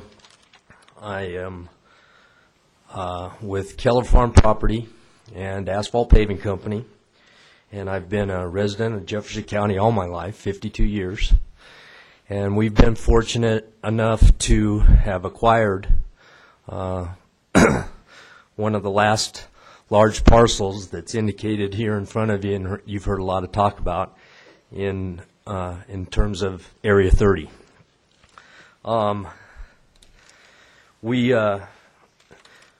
First of all, we appreciate the process and the foresight of the leadership of the county and the staff, and we were involved in all 15 of those meetings because we care about the community, we care about the region, Jefferson County, and Arvada and Golden and everything. As Russ's report says it's one of the last remaining large contiguous properties that are not encumbered to a large degree by significant hazards in this North Plains area plan. We were involved with this property back in the 80s when the plan was up. We've been running our business there. We started a quarry up there in 1975. And we have an asphalt plant up there, and we've been in the road construction business on third generation since 1955 here in Jefferson County. I think the biggest thing that I would like to say is that tonight we're here to review the process that was gone through in terms of revising the North Plains area plan. And the process was all-inclusive. It included private property owners. It was respective of private property rights. And I'm here to encourage you to approve the North Plains area plan the way that staff has recommended that it be approved. We do have some plans for that property in Area 30, which we haven't formally submitted yet, but we will be shortly. And that's why we took the time to be involved in this year-long process to make sure that we had, we could say what we envisioned to happen with our property. Under the current, had we applied before this, under the current plan, it's zoned agricultural, and we would have been allowed to put, 2,000 to 3,000 homes up, and that's not what we want to do. We want to come to you with a master plan that includes good, sound uses for economic development and job creation in the future for Jefferson County. Thank you for your time. Thank you, Mr. Keller. Are there questions? Commissioner Rogers. Mr. Keller, thank you for coming down. You're welcome. You've got some moxie. Tough crowd. In those 15 meetings that you attended, in the time you've owned the land and you've looked at what's going on in the community around you, have you made changes to what you anticipate to bring to the commission in terms of your plan for the development of that land? Have you pretty much had a vision of what it would be and you've stuck with that vision? Can you speak to that to some extent? No, I mean, what we do right now is we run an aggregate quarry and an asphalt production facility up there, and we build roads and parking lots and driveways, and that's what we do for a living. We also run some cows up there, and we've got horses, so that's what we do, and that's what we like to do. But when it comes to land planning and the future land planning for this, we felt that we had to get involved in this process, both at the community plan level, and then when we come forward, and we've been to the meetings and we listen, so we make adjustments, and we make, one of the things that is a highlight of our property is the visual topography of it. And this isn't going to be a development that goes in there and land levels the thing like some of the other stuff that's happened around there. We're going to keep those existing features in place to break up what we're proposing, and we'll have that in front of you hopefully shortly. Commissioner Bistal. How do you see the life of the quarry? I mean, it's hard to predict, but do you have a sense for time frame, and you must have a mitigation idea down the road for that. Can you just a brief summary of what that looks like? Well, I wish I had that crystal ball. This economy that we're challenged with right now has certainly slowed down the consumption of the natural resource. But it's our intent to completely and fully utilize the natural resource there before anything would develop onto the west. And then, but the way it was 10 or 12 years ago when DIA was being built, or 20 years ago when that was being built, and E470 and some other jobs that we were fortunate enough to be along, it was going quite rapidly. But, I think that, 10, 15, 20 years, depending on when this economy kind of picks back up, is what we'd be looking at. But that's why we wanted to be involved in this, because to wait 15 or 20 years and get a vision out there that does leave a legacy, that creates jobs and economic development opportunities and is a good neighbor, is something that we feel as a landowner is the way that we want to represent our property, and not by being an agricultural property owner that sells it off 100 acres at a time, and then you get a hodgepodge of things coming at you. Okay. Commissioner Price. Thank you. Mr. Keller, appreciate you coming tonight. I think that's helpful to us as a commission to hear from you tonight and kind of hear both sides of what's going on with 30. Wanted to ask you a couple questions, kind of come at you from two different standpoints, if I could, and listen to your response. Do my best. I grew up in Jefferson County, and I spent a lot of time in Golden, going to school and driving up Highway 93 and working in Boulder. And so I get what we're all hearing tonight about just the value of that corridor and the scenery. Are you hearing these concerns tonight, sir? And if you are, how does your, sounds like you have a design team, how is your design team taking that into account in your planning for this land use? That, quite frankly, has been one of the driving forces of what we've come up with in terms of proposed uses in the different areas and things like that. Our lead designer, unfortunately, passed away about halfway through this process, but he created a vision for us, and that's where we came up with the fact that the topography that's out there right now, that needs to stay. And we'll build and we'll tuck things in around it so that it blends in, and not put things to where they stick out, or not go land level things and stuff like that. I mean, that's one of the biggest assets of the property, and we aim to maintain that and do the best job we possibly can in the design and ultimately whatever we might do. Well, I know you've been listening tonight, and I hope you're taking that very seriously. The other question is, as a commission, we're trying to find balance. Right. This isn't a plan for tomorrow. It's 20, it's 40, it's 50 years. And so there's other things in the county that are important. It's important that we don't just be a bedroom community for other areas that have all the employment, that we, have congestion and fill the roads with pollution and cars, because we can't have smart growth here, we can't have jobs here, we can't have walkable communities. So can you talk a little bit about the vision of your property and the type of uses? Are we going to have work, live, play ideas? Are we going to have strict industrial? No. It's a multi-use concept.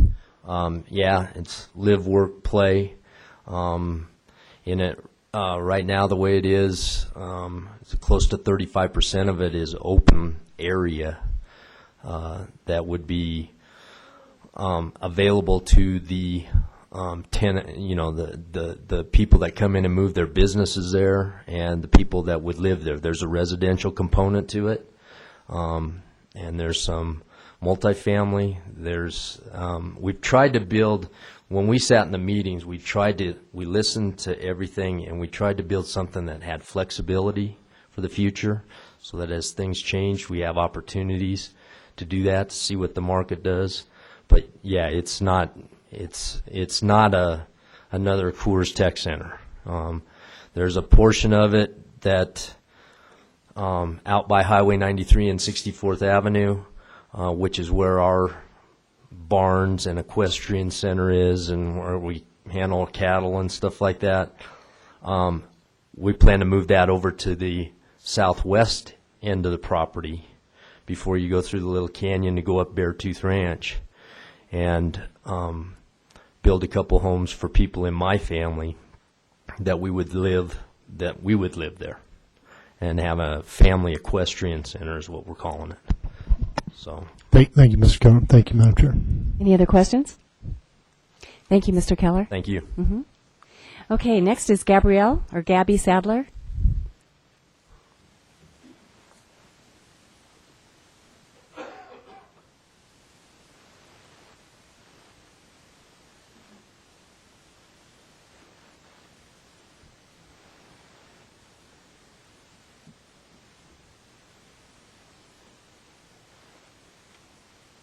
Hi, my name is Gabrielle Louise. I live at 18 Juniper Heights, Golden, Colorado. I am 26 years old. I have just moved to beautiful Coal Creek Canyon. The aforementioned bedroom community is where my husband and I make our home. We both work from home there. It's completely feasible, and we do not commute. As a new resident to this area, I want to go on record saying that I did not choose Golden to live to look out on yet another cluster of lifeless, empty row houses or urban sprawl. I chose the area completely on account of its mountainous beauty and its open space. But I am echoing the sentiments of the very near majority of speakers tonight. A new perspective I will bring to the table is my recent experience searching for a home to purchase. Not only is there a clear abundance of homes for sale in the area, but there is a high number of those that are foreclosed. I think we can all agree that there is not a need for new construction while so many homes sit empty. Also, as you think of the possible ways to move forward, I want to ask you to consider some of the harder questions concerning this situation.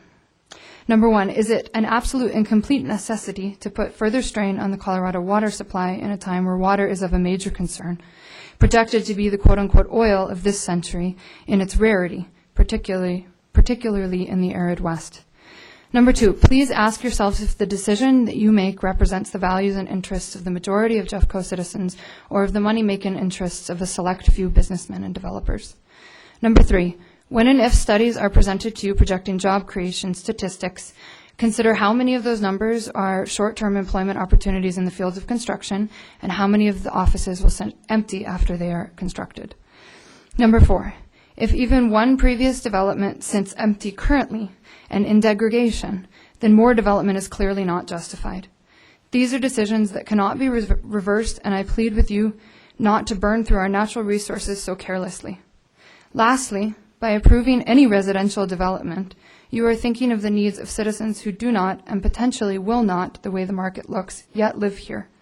The ratio of jobs to people in this county will not change if you create a space for a flock of new citizens in addition to new jobs. Finally, I can't help but notice the hilarious carbon copy narration of this story with the famous song Big Yellow Taxi. After all, one of the key players in this development owns an asphalt company. They paved paradise and they put up a parking lot. Thank you. Are there any, are you going to testify tonight? That's the way you can show your voice. Are there any questions? Yes, Commissioner Bastal. Is this where you live here? I do. I do not live in the city of Jeffco. I live in the county of Boulder. It's the city of Golden, strangely and oddly enough. Yeah, but this is a. She can't see that. Her address didn't come up, so we don't have a map of where she lives. Yeah, I'm not trying to pin down exactly where she is, but we have a screen. I have a screen here, so I'm just trying to understand. So, is it a new development project? Sorry, I am under the understanding, and again, I'm a new resident to this area, that Area 30 and the other areas discussed tonight are considered both to develop new businesses and also new homes. Right. Am I incorrect in that assumption? No, you're not. Okay. What I'm asking you is, how old is the project you live in? Actually, my house was probably built in 1973, and it's a very unique home. Oh, I see. Owner built, yeah. Is what brought you to this area? I mean, I know the open space, but what in terms of your home office, what field are you in? I am a musician. I am a filmmaker. I am an artist. And your husband? He is a web developer, and he works from home on the computer. That's great. Mm-hmm. Okay, thank you. Yep. Okay, well, it's 10 o'clock, obviously. But is there, we've gone through the list. Everybody that said that they would like to speak has spoken. Looks like we might have a couple others. Who else would like to speak for the first time? Okay, we have 2. And have you both been sworn in? You've been sworn in? Janet, have you? Okay. Would you like to come up first? Thank you.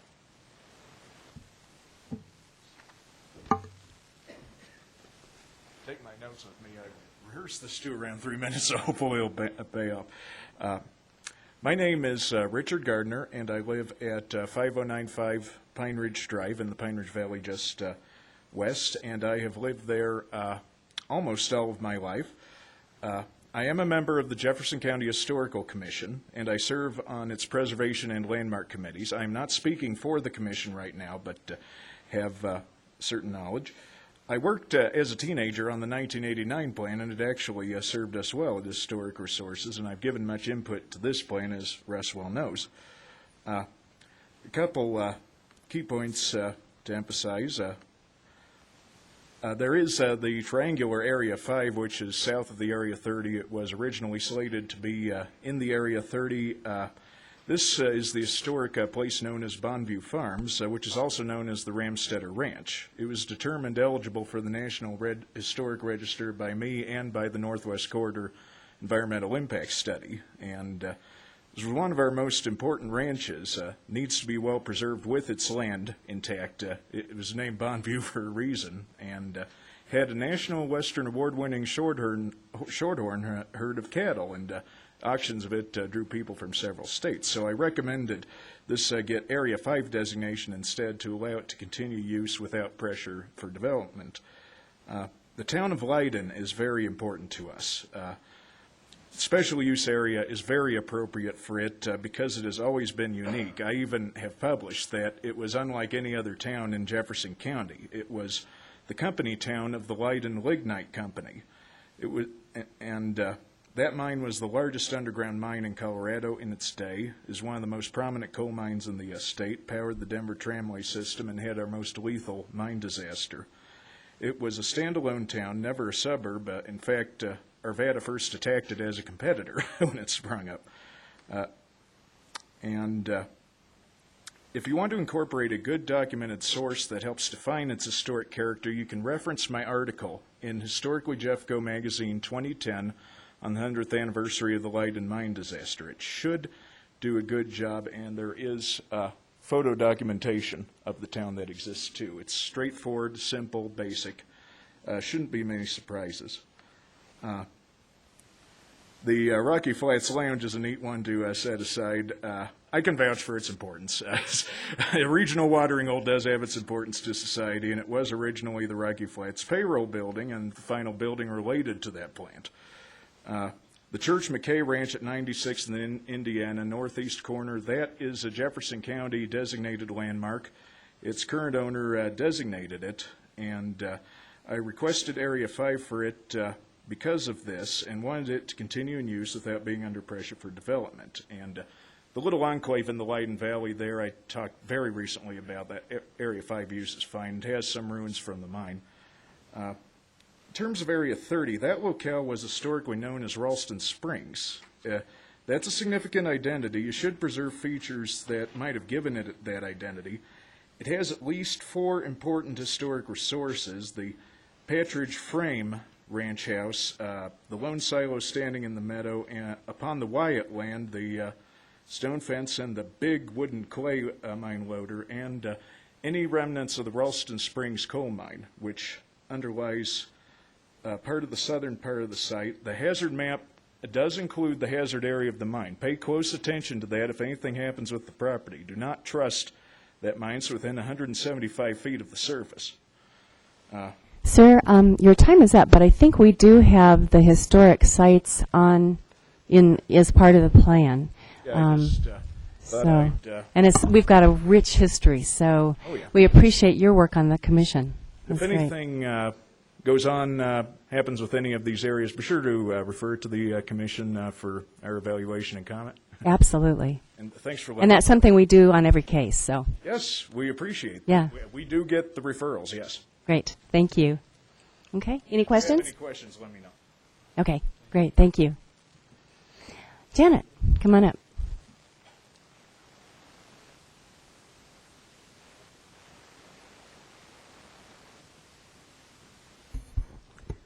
I want to congratulate you. I've had the pleasure of watching Russ as he has been running the meetings, and it's kind of fun because Because you didn't have to do them. You didn't have to do them, right?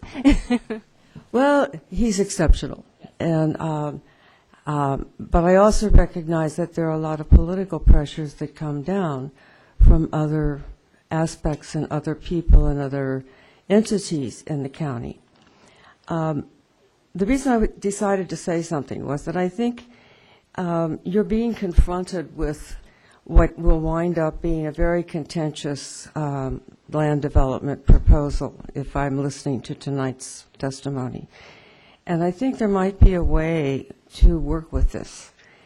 Given the current economic environment for immediate kinds of development for office space and the rest of it with water and sand and with all of the overload on 93, which would be unconscionable without having done a complete evaluation of all of the traffic that relates to the cumulative total of what is being recommended in the plan to find out what your deficiencies in terms of road capacity are. It occurred to me that in Fairmont there right now is an operation, I think it's called agribusiness. And the people who do it, I've listened to their presentations to the Live Well people and over in Wheat Ridge, which, by the way, excuse me, I'm Janet Bell, and I live in Wheat Ridge at 10095 West 34th Avenue. I know Bonnie knows where that is.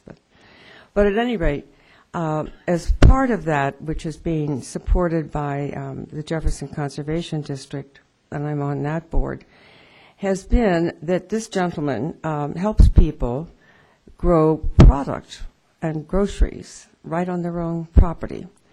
And Wheat Ridge has changed its code very recently to allow for this kind of resale of produce that is homegrown.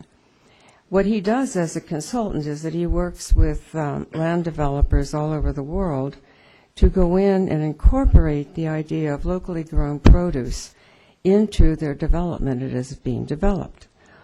Well, it occurs to me that since he lives just a little bit east of 93 in Fairmont, that rather than getting into a contentious battle over Area 30, what would be the opportunity to be able to sit down and say, perhaps there's a chance here for a win-win, that if Keller would like to go ahead with it, that one of the proposals would be that you start out by developing this for locally grown produce. I mean, that way we could find out how the cantaloupes are being washed by walking into the back shed.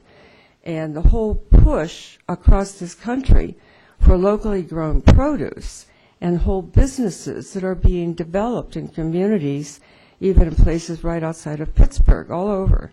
And there are a number of grants and other things that are available. And it just thought that it would be nice to be able to take that particular thing, if you're all bound and determined to either support McCaskey or support the Friends of the Foothills, whichever way you want to go. It would seem to me that if you could take this piece out and put together a group that could be also working with you, working with Keller, working with staff, and working with representatives that you've listened to tonight, to say, is there a win-win here? Could we begin, because an agribusiness wouldn't necessarily be sticking big buildings up into the sky. And so I just wanted to offer that to you, because I think if it goes forward as it is now, it's only going to be a very nasty, messy kind of a public hearing, and who wants that? And the whole purpose of doing community plans to begin with was to avoid messy public hearings, either in front of you or the commissioners, which was why they signed off on it back in 1983. So I offer that to you because I think there's a way to step outside the box on it, that you could set that portion of the plan aside, neither approve it or disapprove it, but then move it forward so that you could then begin to look for an answer that might very well satisfy, because since there's no growing, crushing demand for new businesses, and because you have a lot of issues and a lot of environmental issues, the worst of which is 93. So until you could work with that, but there might be a way for a return to be realized by the Kellers sooner than that, without having to do a lot of that, because your traffic issues and your traffic generation would be much lower. And so I think you could, just buy some little time here to work for it. Thank you, Janet. Okay. I think you just got told to go home. Are there any questions? Okay. Thank you very much. Okay, public testimony is over, and so there will be no more questions, comments from the audience. Okay. Commissioner Whitmore. Madam Chairman, I would like to move that we continue this matter to the meeting on November 16th. We have heard a great deal of comments. I think we certainly want to be able to take an appropriate amount of time to discuss this.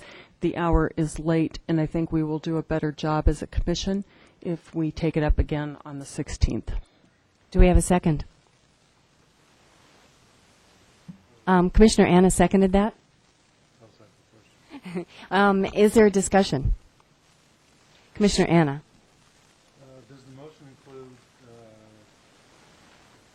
postponing the vote on the Kitchen County Comprehensive Master Plan?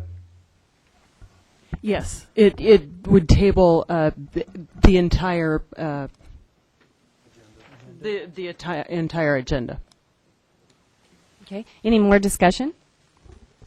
Okay. And I know that there's a lot of questions for staff and a lot of discussion between the Planning Commission.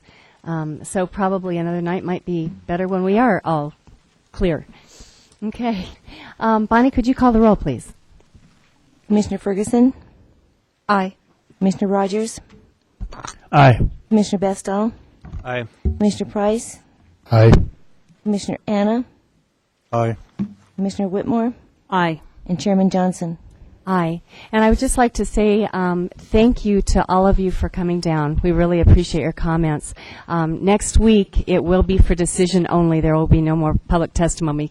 We did get through everybody that wanted to speak tonight. So thank you so much for coming down tonight. Is there any more business before the Planning Commission tonight? That will be at 6:15 here. Okay. Okay. So no more business. Planning Commission hearing is closed.